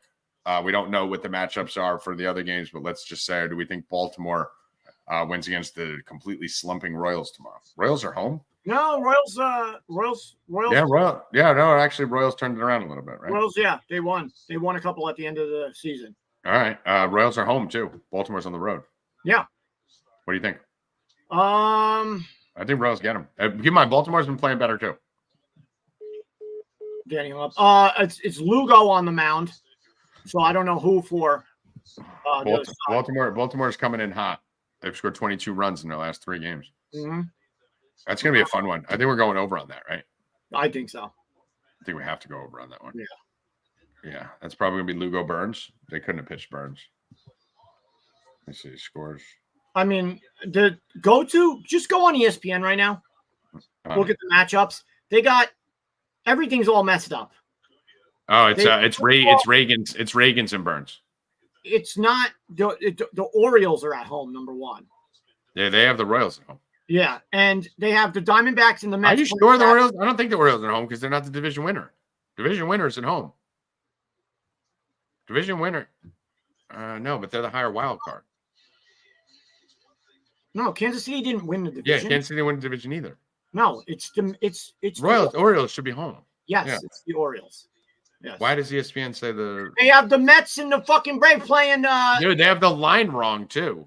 Does ESPN Bet have the line wrong? They're playing the Astros. Hold on, check if ESPN Bet has the line wrong. ESPN Bet is showing Baltimore. I'm seeing here. It's in Baltimore. I'm 100%. I know you're right, but I think ESPN Bet might have the line wrong. Let me pull it up. Because right now on ESPN, it's showing Baltimore plus 130. They're not. They're minus 150. See if ESPN Bet. No, ESPN Bet has Orioles minus 155, but ESPN, the website, has Baltimore plus 130. Yeah, they're all messed up. Yeah, they're all fucked up. ESPN. Because they got the 7:30 game is the D-backs / Mets versus the Astros. And then they have the Braves / Is there a worse company in America? Those libtard. So according to ESPN, the Diamondbacks or the Mets are playing the Astros at 7:30, and then at 8:30, the Braves or the Mets are playing the Padres. Yeah, that's what we were saying before. We said the Orioles were home. Yeah, ESPN's all fucked up. ESPN's drunk. ESPN's drunker than the fucking. Yeah, and they have Seth Lugo pitching for Baltimore. Yeah, it's not. It's Reagan's. Well, Seth Lugo's not even on Baltimore. Oh, for Baltimore? Yeah, no, it's so here's what it really is. Tigers at Astros. Astros minus 150, Skubal and Valdez. And then at 4 o'clock, you got the Royals with Reagan's against the Orioles with Burns. Royals plus 130, Royals plus 1.5, minus 165. Maybe barking both dogs, Bill. Martin, about the Tigers. I'm Royals? definitely on Detroit. I'm on Detroit all the way. I'm riding Scooble. Scooble's a lot of inexperienced playoff guys there. But all right, boys and girls, Bill Rupp, final words. Let's go Mets. Mets versus Yankees World Series. Let's go. If you tuned into this show, you not only got a lot of bets, you not only got a great recap, but you hit a plus 710 on the Braves and a plus 1100 on the Mets at the same time. So hopefully you guys fucking made a shit ton of money. Keep in mind, there is a promo still going right now. Click the link in my bio at Tommy G Wins Again. $69 for the first month. That's a joke. Guys, it's $2 a day. That's a joke. It's usually $120 a month. So you're getting it $61 off. Go in there. MLB playoffs are going to be running for the next month, and we're going to be slaying every day, nonstop, all day. Crushed NFL this weekend. Crushed college football every weekend.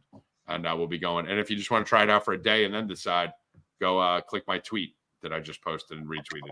I have a free day on my Twitter. For Bill Rupp, Luke Hoffman, Danny, are you still here? No, you don't know. You left. And Uncle Danny and Zab. I am Tommy G. We'll see you guys Thursday, 2 p.m. Same bat time, same bat channel. Thursday, 2 p.m. Get involved. We're going to be doing live shows all night tonight. Good luck. Stay cashin', motherfuckers. Let's go, Mets! That game was drunk. It was awesome. Drunk as fuck.